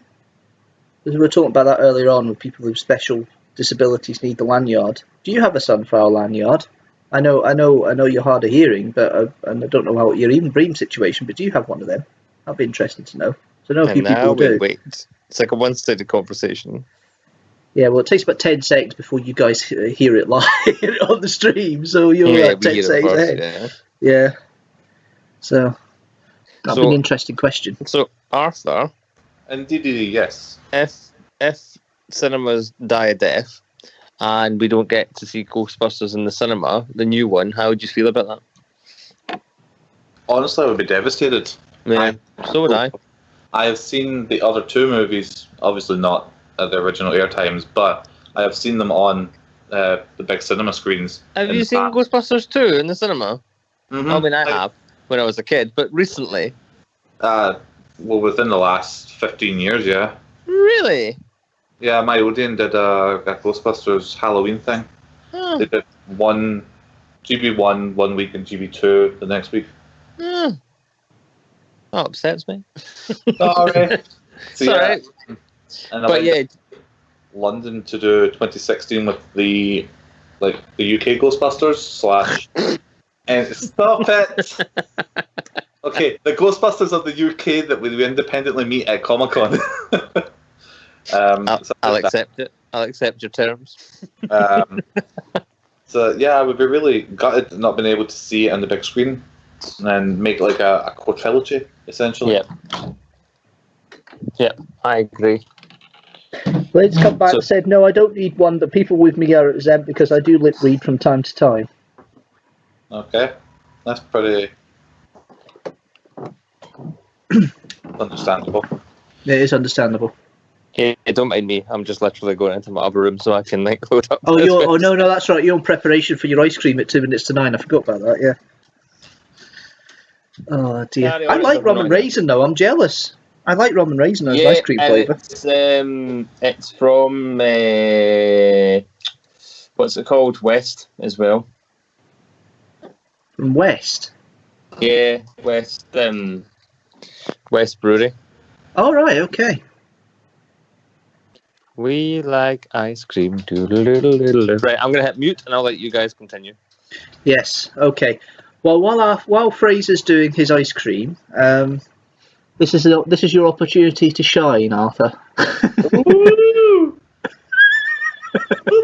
Another presenter. Welcome to the Arthur Show. Barry, please leave. All right. Okay. Here we go. Right. There we are, Arthur. I'm going to put the logo on. You have 1 minute to talk anything you want. And now my mind has gone blank. Right. People of YouTube and the world, welcome to my show. Today's discussion, I have no idea. But post in the comments what your most, I don't know, most favorite ice cream flavor. There we go. We're talking about ice cream. Favorite ice cream flavors, people. Let's see what they are. And of course, there's only like one person in the chat and maybe one watching us. And I don't even know if this is live or not, but hey. Well, I haven't stopped it. You're fine. Woo! You can still see each other. It's fine. But Cool. So, folks, seriously, in all seriousness, post your comments, post your favorite ice cream in the comments.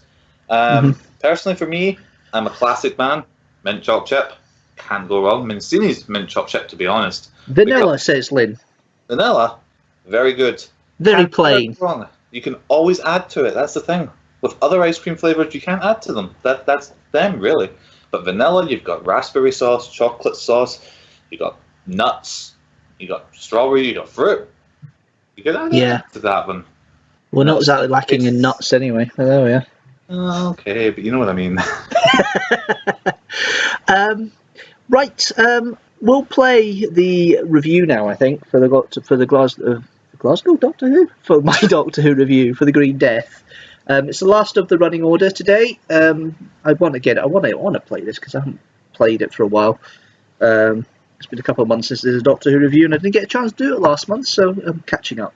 But here we are. Here is the Green Death review. Fair play. What was that? Sorry. Lynn's only likes vanilla. It's the only flavor she likes. Fair enough. Here we go.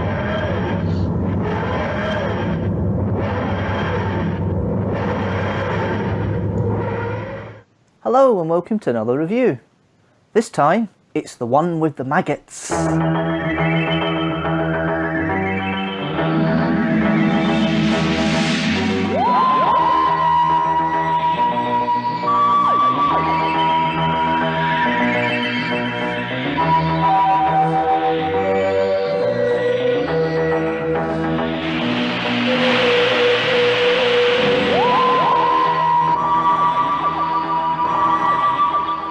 The Green Death is the last recorded and broadcast story of season 10, which started with the Three Doctors.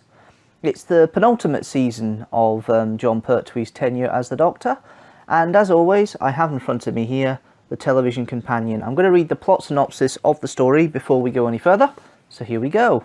Unit is called in after a miner from the Welsh village of Clan Fairfax is found dead, his skin glowing bright green. Joe joins forces with the local environmental group led by Professor Clifford Jones, while the Doctor investigates the nearby plant of a company called Global Chemicals. They discover that the mine workings are full of giant maggots and green slime, both lethal to the touch, that have been produced by chemical waste pumped from the Global plant. Stevens, the director of Global, has been taken over by the Boss, Biomorphic Organizational Systems Supervisor, a computer with a will of its own. The Boss plans to seize power by linking itself to every other major computer in the world, but the Doctor uses a blue crystal, a souvenir from a brief visit to the planet Metebelis 3, to break its hold over Stevens, who then programs it to self-destruct. The maggots, on the point of pupating into giant insects, are destroyed with a type of fungus. Joe falls in love with Professor Jones and decides to leave Unit in order to accompany him on an expedition up the Amazon, and to marry him. The Doctor gives her the blue crystal as an early wedding present. Ah, isn't that nice? This one, as I mentioned in the introduction, is the one with the maggots. It's the one where giant maggots are coming up from mines in the South Wales colliery area. It was, as I say, the last one to be filmed of the season, and for the season, that is. It wasn't the last one in production. The Time Warrior was filmed straight after, but that tended to be a trend that they did because Barry Letts liked to direct an episode a season, so a story a season, so that was his way of getting that done. I can't remember if he did record the Time Warrior, but it gave him scope to do that episode straight off. Two things to this. It's the technology taking over the world type story, but it's more famous for its environmental parable, which is coming to life now. I mean, for a good 30 years it was on the cusp about your renewable energy and the protein fungus, which happens to be corn, of course, and the fact of windmills and wave power and, you know, reusable energy and the environmental factors, which were very radical for the time in the early 1970s, but have become very, very popular now, and very populist, and becoming more or less the norm as fossil fuels run out and energy runs out and oil is running dry. And you know, it was a very interesting parable and story for that. And of course the effects of environmental pollution, right, a bit strange having giant maggots, but you know, it's an interesting horror story, and the maggots are truly terrifying. It's one of the first stories I remember watching as a child when they did the review of they did an anniversary thing of an episode or story from each Doctor for the 30th anniversary.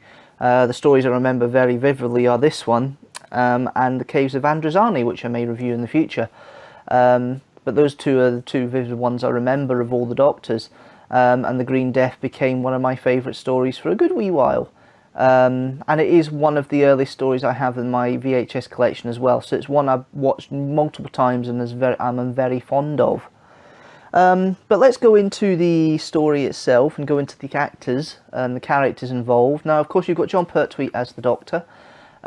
He's at the height of his powers here. He's very confident in what he's doing. It's nice to see Jon Pertwee use his comedy skills a little bit, because the third Doctor isn't really known for his comedy stuff. In fact, he doesn't really do much comedy at all, but in this stage he does two impersonations. Impersonation of a milkman to get into Global Chemicals, and impersonation of a cleaning lady to try and keep in Global Chemicals as he gets found out by the security. So that's very fun and very cool to see, and obviously it's showing Jon Pertwee's impressionist strengths coming out there, which is brilliant to see. And Katie Manning, she's nailed the character by now. Jo is the relationship between her and the Doctor is really refined by now. You can see there's a love and a care between them, an understanding. He's definitely a father figure to her, but she still does exactly what she's done for the previous 3 years, and you can see that reinforced in some of the things she was doing when she got introduced to Clifford Jones, and the way that she acts with him and obviously starts to fall in love with him, but the way that she's ending up talking about the Doctor, and the way she treats him and the way she's going with Dr. Jones as well, and the way she's been clumsy in that around him is something that obviously she did in the first episode, Terror of the Autons, that she was in. So that's something that she carries on. Nicholas Courtney, as always, has always been very strong and very steady brigadier. At this point, he knows what he was doing. He can do it off pat. You can see that. He's got a fine balance in the story of trying to work with the establishment through Stevens and Global Chemicals, because they've got a lot of political power, and then obviously helping in the environmental side and knowing about what's happening with the maggots and wants to find out what's happening there. The miner story, the idea of the waste being pumped down the mine, that's very ineffectual, but the fact there was maggots down there and the events they carry on through the story of them trying to prevent the maggots from causing any trouble and then making the situation worse is really good. It's really cool. Then we've got the two main guest actors in here. We've got Jerome Wilms, who plays Stevens, and he is perfectly brilliant as the main antagonist. Very much the cool steel of a businessman. Very enjoyable to watch. You've also got John Dirth, who has the voice of the boss. Very sinister. The character is there. The fact that this machine is merged into Stephen's consciousness in some way and has brought a character and personality, a megalomaniac personality of its own, is very cool, very calculating, very scary. And I love the conversations that he and Stevens have throughout the story. At least I think it's a he. Then we've got other supporting cast. We've got John Levine, Richard Franklin. John Levine just doing a sterling job as always as Benton. He's more there as a shouty man, the lead shouty man in there. It's nice to have Richard Franklin doing a different role for Captain Yates and being the undercover man for once. And he plays a good part. Both of them only in for the last 3 episodes, but they are enjoyable to watch. Then you have the main goodie guest star of Stuart Bevan, who plays Clifford Jones. Now, Stuart Bevan was Katie Manning's partner at the time of the episode, and he put on a Welsh accent, and he is the best of the goodie guest stars that you have in here. Very believable. I love the character. I love the fact he's got that intelligence there, but also is Welsh, and that's something that's quite unique. You don't really see that in Doctor Who of that era, of a character's not got an RP voice that's intelligent. It seems to be an interesting factor, and I really did enjoy it, seeing that. The build-up to the Cause of the Green Minders was very good, very atmospheric for the first 2 episodes, and the fact that the Minders kept going down and kept getting green because they're inquisitive. At the end of the day, they'll be inquisitive when they're touching the slime and going green. But then you find the maggots at the west seam of the mine, in Clan Fairfax, as it's called, and that's good. And I did enjoy it. The CSO scene where the Doctor and the Joe are wading through the maggots is really poorly done, but it's a nice attempt considering what it was. It's too long. It's the precursor of the limitations of CSO, and they make it even worse of the limitations of CSO, or chroma key as we all know it. CSO is what the BBC calls it. They show the limitations of it in Underworld and a later story in the Tom Baker era, but this is where you start to see it a little creaky and it's not working. CSO is used, or chroma key is used a lot to cover a few errors and mistakes. They didn't have enough time to film some of the outside scenes at the slag heap, so they did a still frame picture in the background of all the characters, all the armed unit characters, reacting to what's happening, the other side. So there's a bit of CSO there. The good bit of CSO that worked, and the good bit of chroma key that worked, I keep saying CSO because that's what I'm used to calling it for the Doctor Who stuff. Good bit of chroma key they did do was the chroma key of, it's very simple chroma key, the superimposing of the boss on the oscillator graph that's portraying his voice over the television screen, then the bigger, rounder screen you see in the top floor of Global Chemicals later on. Very well done. It's very creepy, and I do enjoy it a lot. Speaking of design itself, the maggots are very iconic. They're very well put together.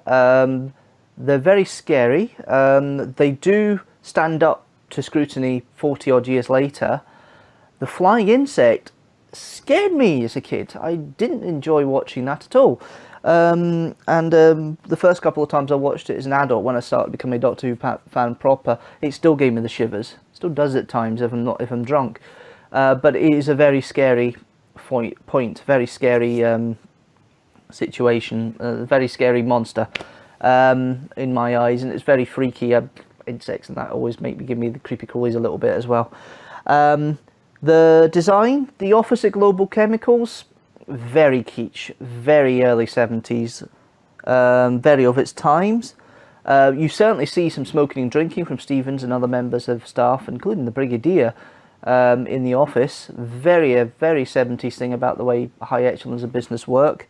The brainwashing scenes are great. The headphones that they put on to brainwash, yeah, they're very 70s, but they're very nice in their design and the way that they're used to brainwash. And also you've got the opposite side of the blue crystal, which the Doctor gets a Metabolus free. That's a basic effect really, but it does make a difference. I do enjoy it. The best bit I did like of the brainwashing bits was when Stephen starts to lose control at the end of episode 1, and Dudley Simpson, who does the music for this, and the music is very standard fare most of the time in this story. It's very Dudley Simpson with its mix of, at this point, synthesizer in his orchestra. But there is an element here. The very good bit is when there's a timpani rolling and hitting a few beats as Stevens is going to the headphones and putting the headphones on to get back to in sync with the boss and his brainwashing. And you see that bit, and you see the timpani in the background, and it's very, very atmospheric, and I did enjoy that bit. Speaking of the Blue Crystal, you've got the Metabolus subplot. Now, this has been a running theme through the whole of the series 10, more or less. The Doctor wants to get to Metabolus 3, never hitting it. He does in this story. He regrets it. He's getting the Blue Crystal, but he's gone to a hell world, a blue hell world. Well realised, obviously must be filmed either on location at the slag heaps with a lot of blue light, or in Ealing. I'm not sure where, but it does. I did enjoy that part, and I think it was a very good way it was done. Story overall, it moves along okay for a 70s story. Could have been a couple of episodes shorter. I think we could have got to the end by the end of 4 episodes. There's a lot of minions in Global Chemicals being hypnotised and then killing themselves in it. It's really interesting how Stevens tries to prolong any investigations into the mine because he knows he's going to get found out. But there's the ultimate plot there of obviously the computer taking over the world. Story you've had a couple of times in Doctor Who up to that point. Most famous of them would be the War Machines with Wotan. That's another story you'll probably get in the future. But overall, I think I'll give this story 4 TARDISes out of 5.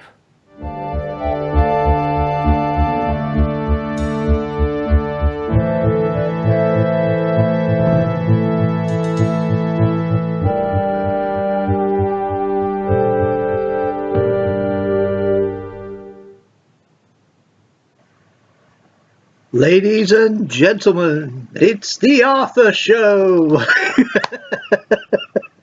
And thank you for that great entrance, my colleague. And thank you for this amazing segue video. And as part of our further discussion, ice cream. How do we like to eat it? In a cone, nugget, oyster shell? You let me know in the comments below. So, Arthur, thank you so much for setting up tonight's live stream. Like, I don't think we would have this live stream without you, Arthur. I think it's very nice of Barry to step in for you this weekend to host the Arthur Show.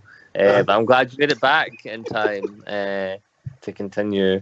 So well done. And in case anyone cared, pecan ice cream and pumpkin smash were the ice creams that have been purchased. And now we have the long wait. Pumpkin smash! Thanks, Sophia. The Hulk, they are hungry for pecan smash. No, pumpkin smash! Dear. Apologies to Arthur's viewers for that outburst of pumpkin smash.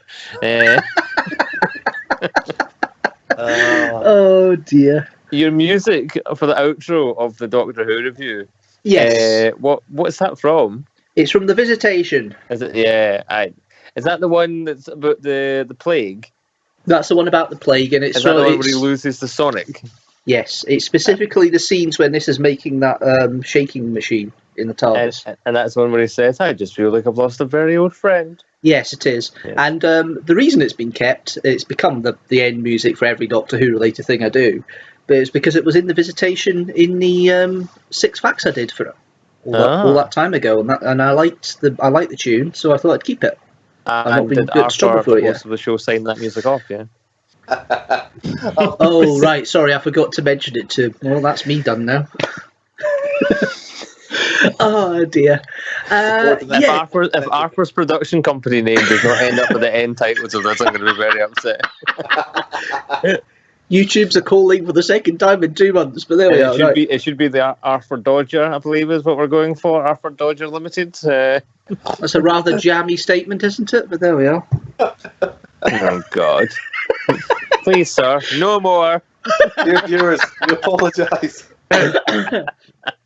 Oh dear, this one's gone on a long time this time. I'm really enjoying this Streamstructor. I think it makes up for the fact we lost an hour last month, but there we are. Who's GBOS? That's what I was wondering. Ghostbusters of Scotland, maybe? It technically is, yes, but it's my webpage.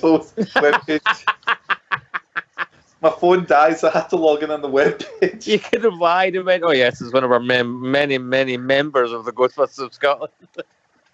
Oh, I had to start typing because you just put ice cream, and I'm like, you scream, we all want ice cream! Oh yes, I think it was Pierre from Peru, or honorary Ghostbuster from Glasgow. I thought you were going to go with Argentinian name or something there. No. You could have gone with a Chilean, but there we are. That's not funny. That's not funny. No, it's not funny. It's just chili. In the normal YouTube world, this is Streamstructor. I'm Barry. We have with me Arthur, who is part of the Arthur Show, and we have Fraser as well. Arthur, the star of the show. The star of the show. Yes, there we are. There's your mug shots, just to prove that there's other people on the street. The star always turns up late to the show. Don't you know that? Yes, absolutely. Although I need to update your picture, Fraser, because you've changed it since. I think. Can you update it to like the latest production photo? That'd be lovely. I'll do that for next time. I didn't get a chance today. Yeah, so Doctor number 2 is Arthur. I'm number 10 over there. Barry, you won't recognise Barry. He's wearing a wig, so he's number 8 up there. So there's middle one up there. This is the power of Sophia asking what the pictures are in the background again, is she, like she did the last time? No, it's when you said mugshot, she thought you meant the pictures above your head. There you go, Sophia. You can have a look now. It's probably going in that focus all the time, and you'll just see more of my bald bonds that I just had cut. But apart It's just from that, Doctor Who pictures. Oh, okay. Yeah. Yeah. You can bring your head back up now, but Good. I already have. Right, okay. 10 second delay. Not often people turn around and say you can bring your head back up, Barry, but there we are. I did not condone that. No. Condone it? You just recommended it. Yeah, it's how you recommended me put my head up, but there we are. At least you don't say poke my head up. That made it worse. Strike 2. He has no strikes. He's good. It's a year of Streamstructors next month. I'm building up to 3 strikes. It's fine. It's all right. Dear. Arthur's ready to step. You've just lost a viewer. Fair enough. You were on 4. You've dropped to 3. That's fine. It happens. How many subscribers have you got now? 229. And what was it last month? 225. So it's only good. 4. So it's steadily climbing. It's steadily climbing. Yeah. Good. So it's starting to have a slight exponential growth to it. Like my second wave. There wasn't a first wave, but my second wave is coming on. Just keep your mask on. It's fine. Oh dear. Now we were talking earlier on about life, the test for life in the UK. Now, yes, to see if we could live here. Yeah. Yeah. So I've got a few questions. I just thought it was interesting because these sort of questions, it's kind of ridiculous how they want to do it, and we end up having to, we don't answer these questions. It's like, well, how on earth are they going to be able to get it? You know, so let's have a look. Would you like to hear a dirty joke? Go on. Read it out, Sophie. No. Can I see it then? Can I read it out? Sophie's innocent. So the joke is, I said to my wife, when I die, I'd like to die having sex, and she replied, at least it'd be quick.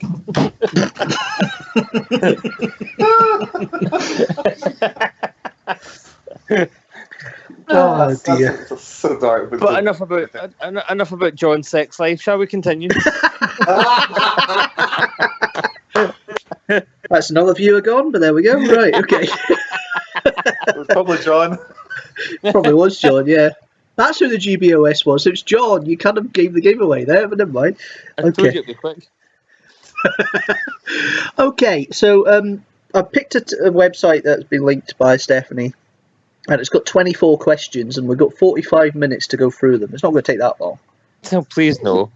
No, I'd like to go to bed at some point. no, exactly. So do I. But I'll be work in the morning. Fortunes. Yeah. So, it's not too bad with Gino, to be fair. The new Come Family to Fortunes. Gino. Yeah. It's the fact they're bringing back what's it they're bringing back the Bradley's doing, Blankety Blank. Yeah, bring him back blankety blank, and I'm all right for that. Bradley Walsh would be great at that. Yes, he would be. I mean, now Further confirming he's probably not going to be in Doctor Who Series 13. yeah, well, we kind of knew that anyway. He made that very clear that he's probably out of it. But it is a hard schedule for somebody who's now who was nearly 60 at the time. It's a hard schedule. Well, is he not the same age as William Hartnell was when Hartnell started? No, Hartnell was 55 when he started. Oh, well, there you are then. So Bradley was actually slightly older. The oldest companion is Bernard Cribbins. But proper regular companion would be Bradley. Yes, he'd be the oldest. Okay. So anyway, ask us your question. Let's get the questions. So these are all random. I mean, they've got thousands of questions, so it could be completely different the next time you take the test yourself. I'll probably, if I remember, I'll try and leave a link in live stream after it's finished. So, question 1. Which British explorer mapped the coast of Australia? So, the answer is a multiple choice. We've got 4 answers. So, Sheikh Dean Mahomet. Sheikh. Richard Arkwright. Captain James Cook or Admiral Nelson? I'll say Cook. Arthur? Yeah, that's what I was thinking. Yeah, I say it's Cook. It is the correct answer. Thank God, we can live in the country. Now, this is interesting. I've never done this in Scotland, so I can't answer this properly. I'm not sure what the answer is. How many members does a jury have in Scotland? Is it 15, 10, 14, or 16? 16. Arthur? I'm trying to think. Jamie would know. I've not been called to jury duty. My brother has, though. Well, he's with tablet, so I don't know if Jamie's watching and commenting on this, I'm afraid. So. Use him as your phone a friend. I think it was 16, he said. 16. Okay, Yeah. I think it's probably 16. Let's have a look. No, it's 15. I've just seen Lynn's comment, 15, yep. Lynn, Yeah, good on you. well done, Lynn. You've obviously done jury duty. Yeah. Okay. Who can get a 50% discount on their TV licenses? Blind Nobody. people, Nobody people anymore. over 65. So blind people over 65, people over 75, or people on benefits? It's blind people. I would say it's blind people. It is. That's correct. Cool. Which British city is famous for its celebration of Diwali? Is it London, Newcastle upon Tyne, Leicester, or Manchester? I'll say Newcastle. I was thinking it's Leicester because of the community down there. We'll go with Newcastle, we'll go with majority. It was Leicester. Oh, there we go. So I could stay and you guys are out of here, you know. I mean, Arthur's just copied my answers. Oh, I thought it was 16 as well. Shut it. How do you know there isn't a delay from the phone. Yeah, but mine's going through first to you, but you're delaying it. Copy my answer, and then making me look like the second person. Okay, which of the following British actresses has not won an Oscar? Tilda Swinton, Dame Judi Dench, Emily Watson, or Kate Winslet? I think it's Emily Watson. I think it's Emily Watson. What about Yeah. you, Arthur? But if I agree, you slag me. If I choose something different, you slag me. So I'll agree with you. You were Oh, right sorry, to hold agree on. with us. It's Sorry, correct. Was that a delay? That was a delay, yeah. It was about a 5-hour delay, but there we are. What was the answer? Emily Watson is the right answer, yes. Hey. Which of the following sports has a long association with royalty? Is it rugby, horse racing, Formula 1, or sailing? Horse racing. It's all of them. Yeah, but it has a long association, so I'll obviously say horse racing. I would then. say it's horse racing, especially when the Queen trains horses, and it is correct. Yeah. Right, true or false? True or false? Hanukkah is a Jewish festival celebrated to remember the Jews' struggle for religious freedom. How's that a British question? True. Sorry, What's the name of the festival again? Hanukkah. You mean Is it- Hanukkah? It's true because Jamie celebrates it. Yeah, Yeah, true. 'Cause yeah, I'd say. Well, I know it's true, but how's that a living in the UK question? Because of the British Jewish society and culture. Yeah, I suppose. She's a bit silly. And that's sort of thing. And hi, Higher. Right. This one we may not get. How can you visit the Northern Ireland Assembly? Choose 2 options, and you've got 4 here. Okay. So you take the ferry, and then you go up in Ireland, and then you get a bus. I don't think it quite works like that, mate. I'm going to reset my camera because my battery seems to have gone on my phone, but that's all right. We'll put the logo on while we do that. Okay. So the answers are contacting the education service. My battery's gone on my phone, typical. So contacting the education service, contacting an MSP, contacting an MLA, arranging a tour through the visitor services. So you've got 2 of these options to pick. Arranging a tour and contacting the MLP. I would say, yeah, so it's contacting the education service, contacting an MSP, which wouldn't be right because that's Scottish, contacting an MLA, and arranging a tour for the visitor services. Yeah. Last 2, yeah. I'd say last 2. Oh. No! Contacting the education service and contacting an MLA. Oh. Oh. Well, One right to the education. We're never going to go there anyway. No. Well, we might not be able to. We might be on a border situation eventually. Okay. So, question 9. Most citizens of the UK, the Irish Republic, or the Commonwealth, age 18 or over, can stand for public office, except for, and choose 3 options. People found guilty of certain criminal offences, people without a university degree, civil servants, and members of the armed forces. I'll say members of the armed forces, someone who's committed a crime, and I don't know, the civil servant. Yeah. No, actually, I don't think you can if you're a civil servant. You can't go for public office if you're a civil servant because you're already part of the public system. So I personally think it's people found guilty of certain criminal offences. That makes sense. It's half the Tory party. People without a university degree and members of the armed forces. Okay, we'll go for that. So we'll go for that.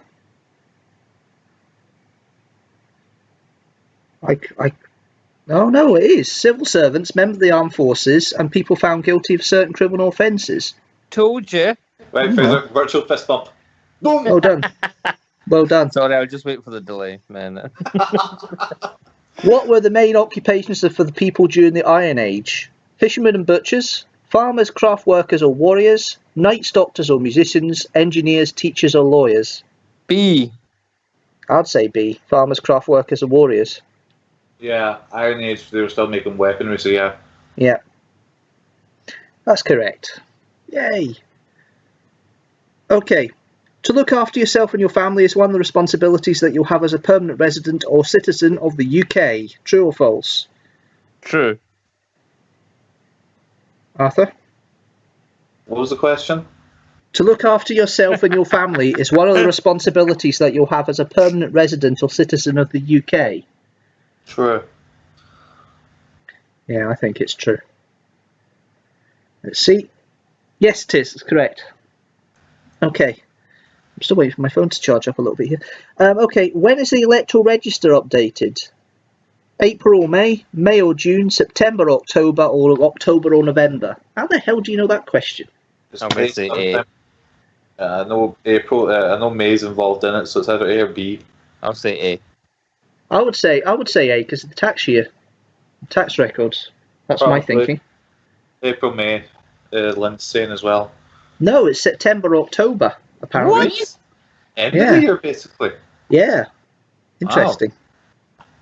Okay, which of the following is the official church of the state? The Church of Great Britain, the Church of England, the Church of United Kingdom, or the British Church? I'd say Church B. of England. It's the Church of England, yeah. Yeah, that's correct. Okay, Obvious. where does Yeah, the we know Scottish when. Parliament sit? I'm going to add a fifth answer to this. In Glasgow, in St Andrews, in Edinburgh, in Aberdeen, or in anybody's front room at the moment?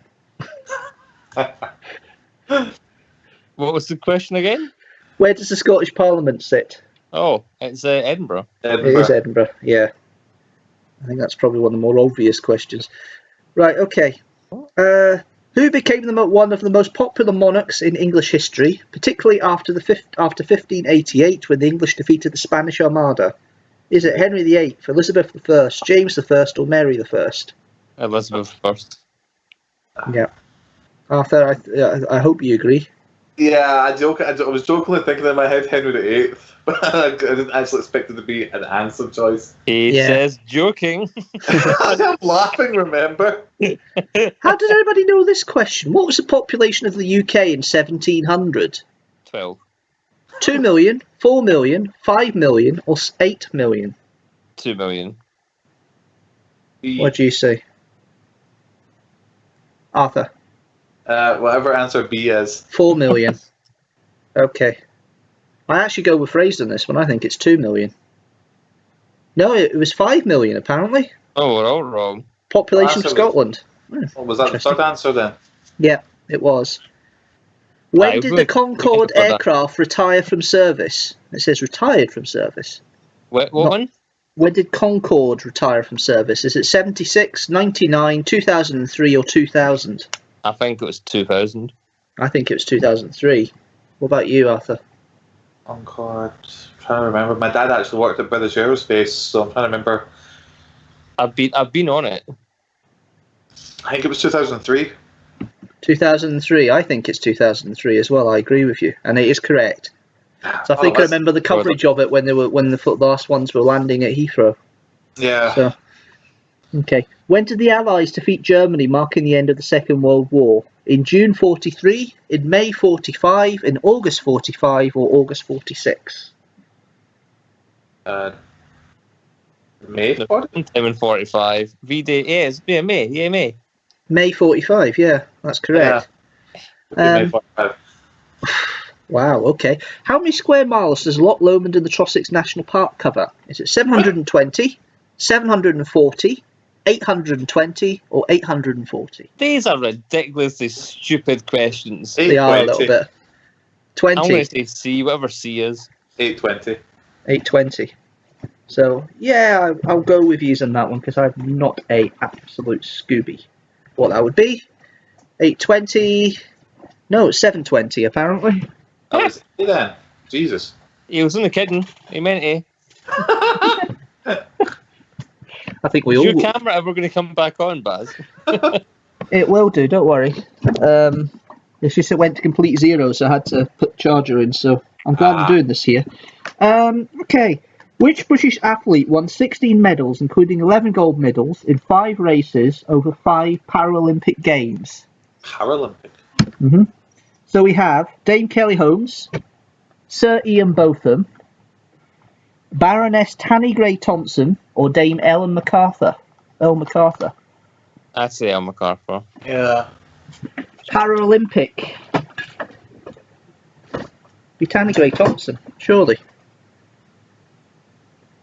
We'll take your answer. You Yeah. know better than we do. It is Let's Tanny say Gray Thompson. Ian. Yeah. I was right. It was Tanny Gray Thompson. Yay! Right, okay. Next question. When is New Year's Eve celebrated? With Scots, we should know this one. Okay. So, drinking holiday.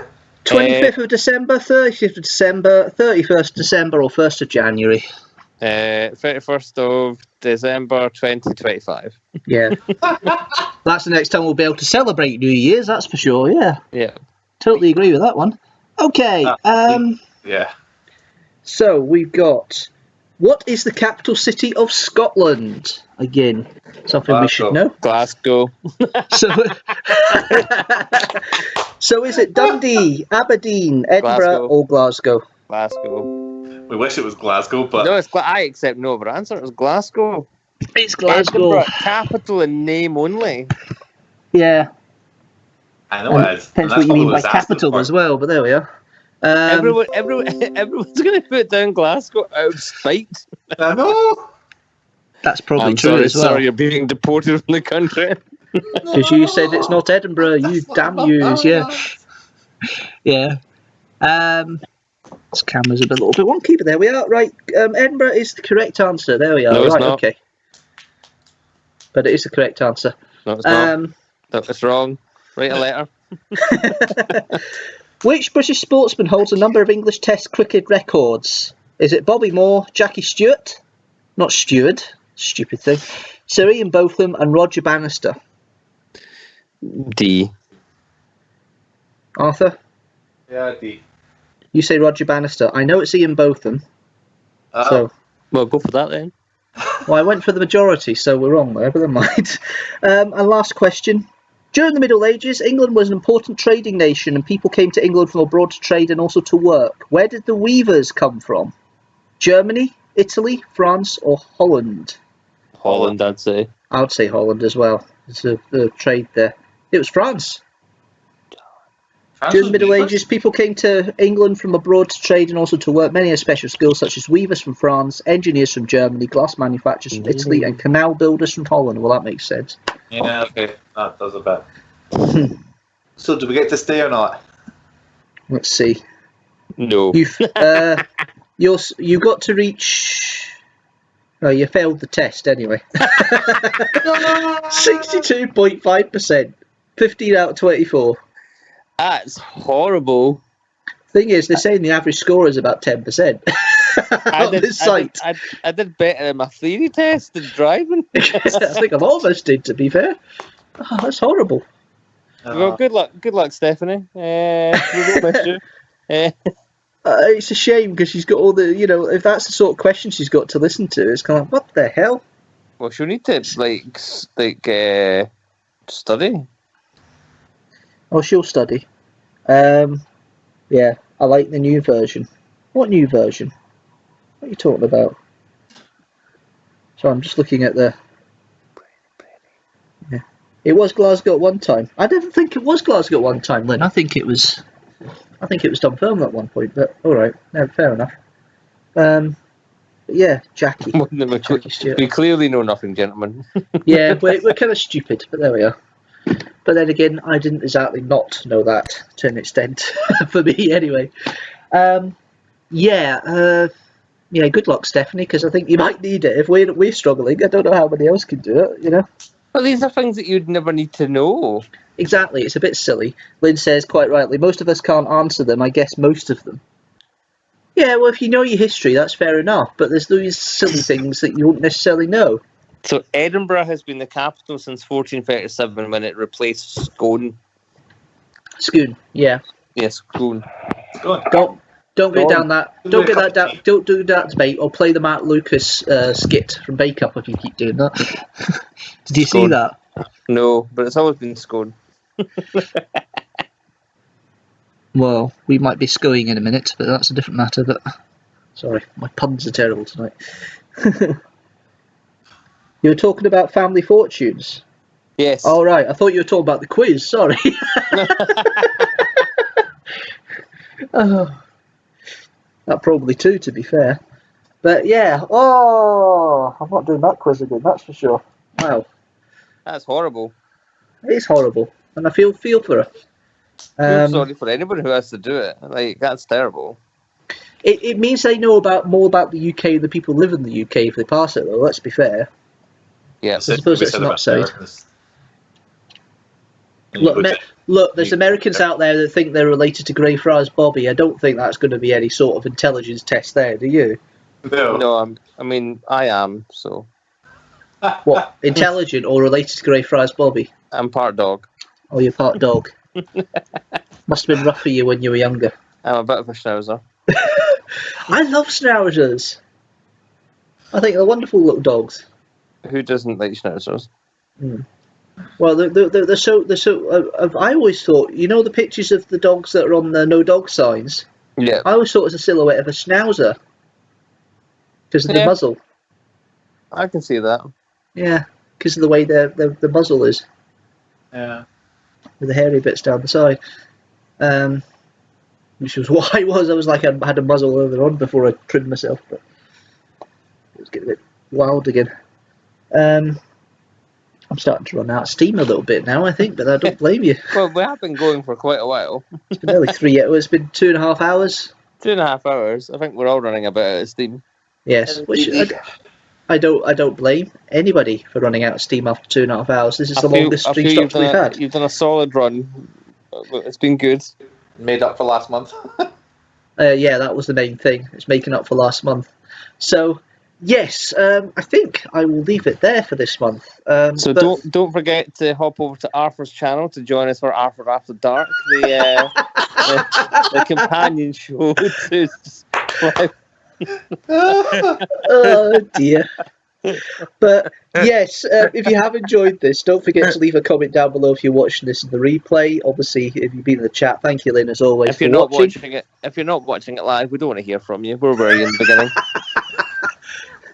You don't deserve this stream. This is gold. It's Sunday night gold. You get what you paid for. No, but the only exemption is Mr. Australia. Is it Australia? New Zealand? Yeah, I think it's Australia, but I don't Raptormon. think- You're talking about Mr. Raptormon, yes. Yes, I know Raptormon Mr. 132. Yeah.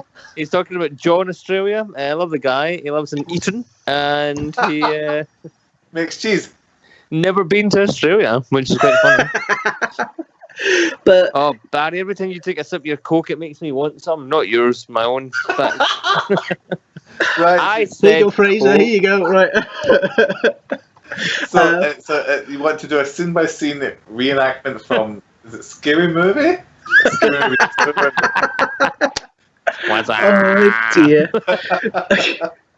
So yes, coming up the channel this month, we've got a vlog to Craig Miller Castle next week. My review is for Father's Day, the following week for Doctor Who, and then we are into the new Kidstructors recorded in July. We've got Bertha coming up at the end of the month. Bertha, lovely Bertha. That, you know what? That'll be the first time I've seen Jamie since the last time I saw Jamie. Yeah, that'll be the first time I've seen Jamie since I last saw Jamie in regards to most recent things. Yes. But then again, like Sophie was saying, we've not seen Arthur since the last online quiz, so it's been a long time. Yeah, it has been a long Kind time. of dried up, didn't they? Unfortunately. People just got busy. That's all it is. That's true. We should try and do a drawful night. Oh, A drawful night? What's that? We'll do a Jackbox night. Oh, I see. Yes, that'll be We'll interesting. try and get one. We'll try and organise one for next week. That'll be cool.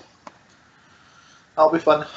Aye. Well, as long as I it's think not we the should do Sunday it. night, because I'm out for a meal with my sister on the Sunday night. But apart So from next Sunday. that, yeah, you two can do that. No problem at all. I'm assuming I'm getting invited as well. The way I said that, but never mind. Of course we're getting invited. We should be invited. Right. Well, I'm gonna get some beauty sleep for my birthday tomorrow. I think. I Happy was- birthday, Thank you. Barry.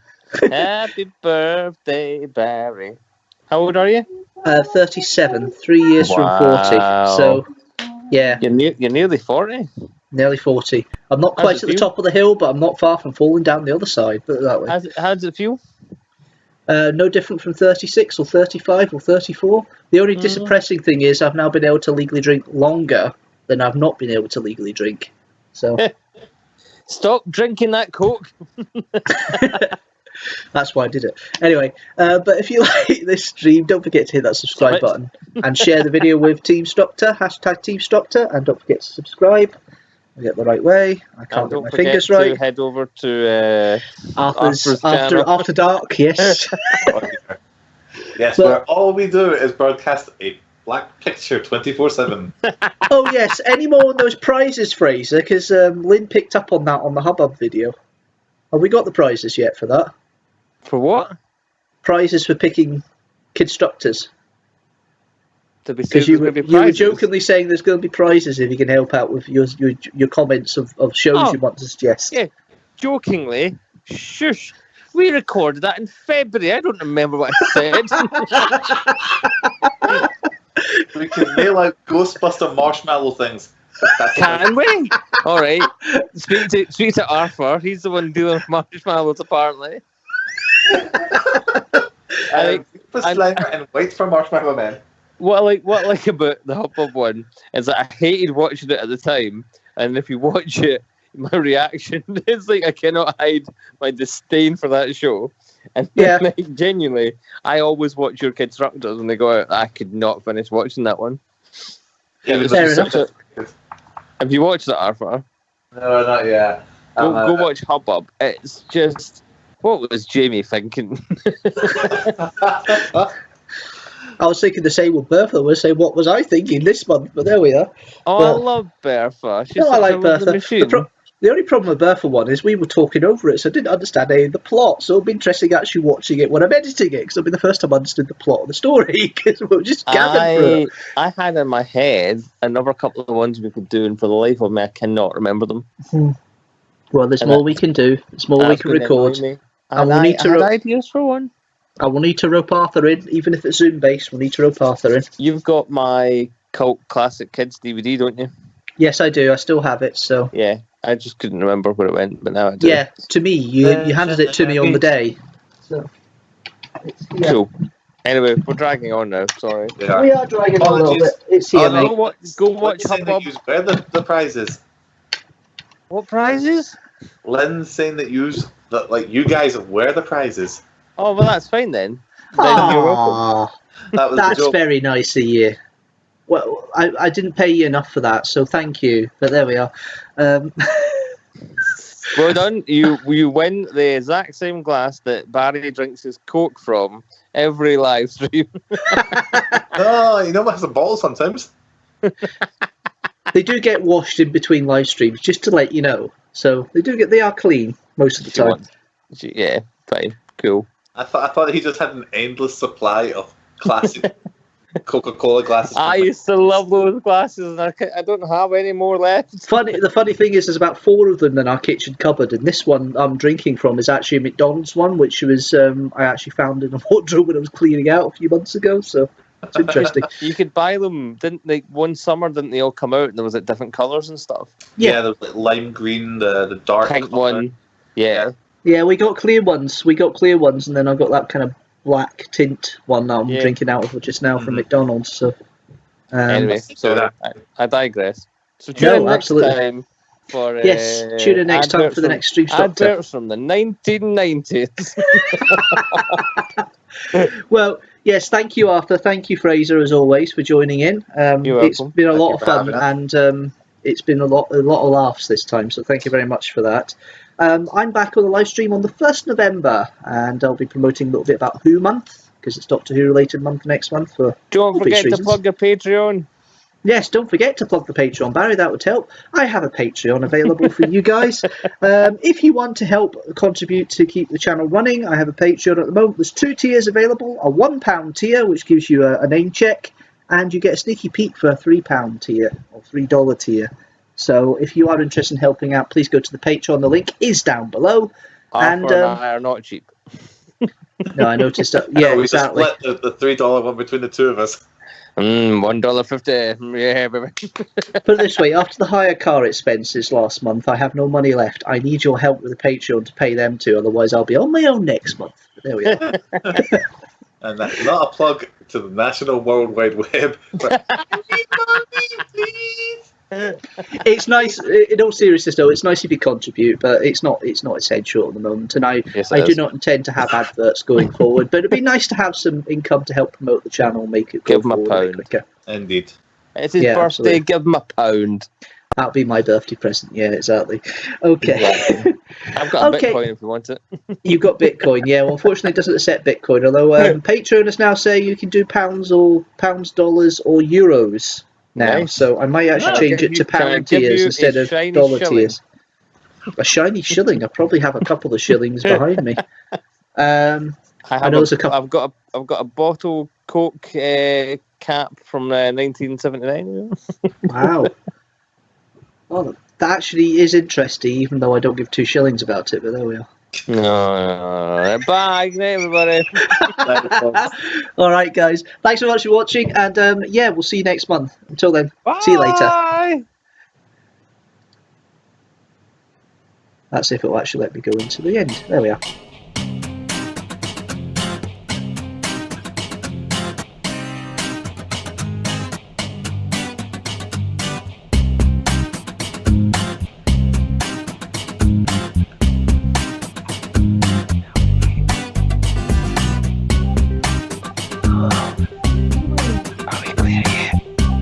Yeah, the music's playing. Oh, cool. Yeah, but you still might be able to hear us over it. Yes, you can. And no, I do not take Monopoly money, Lynn.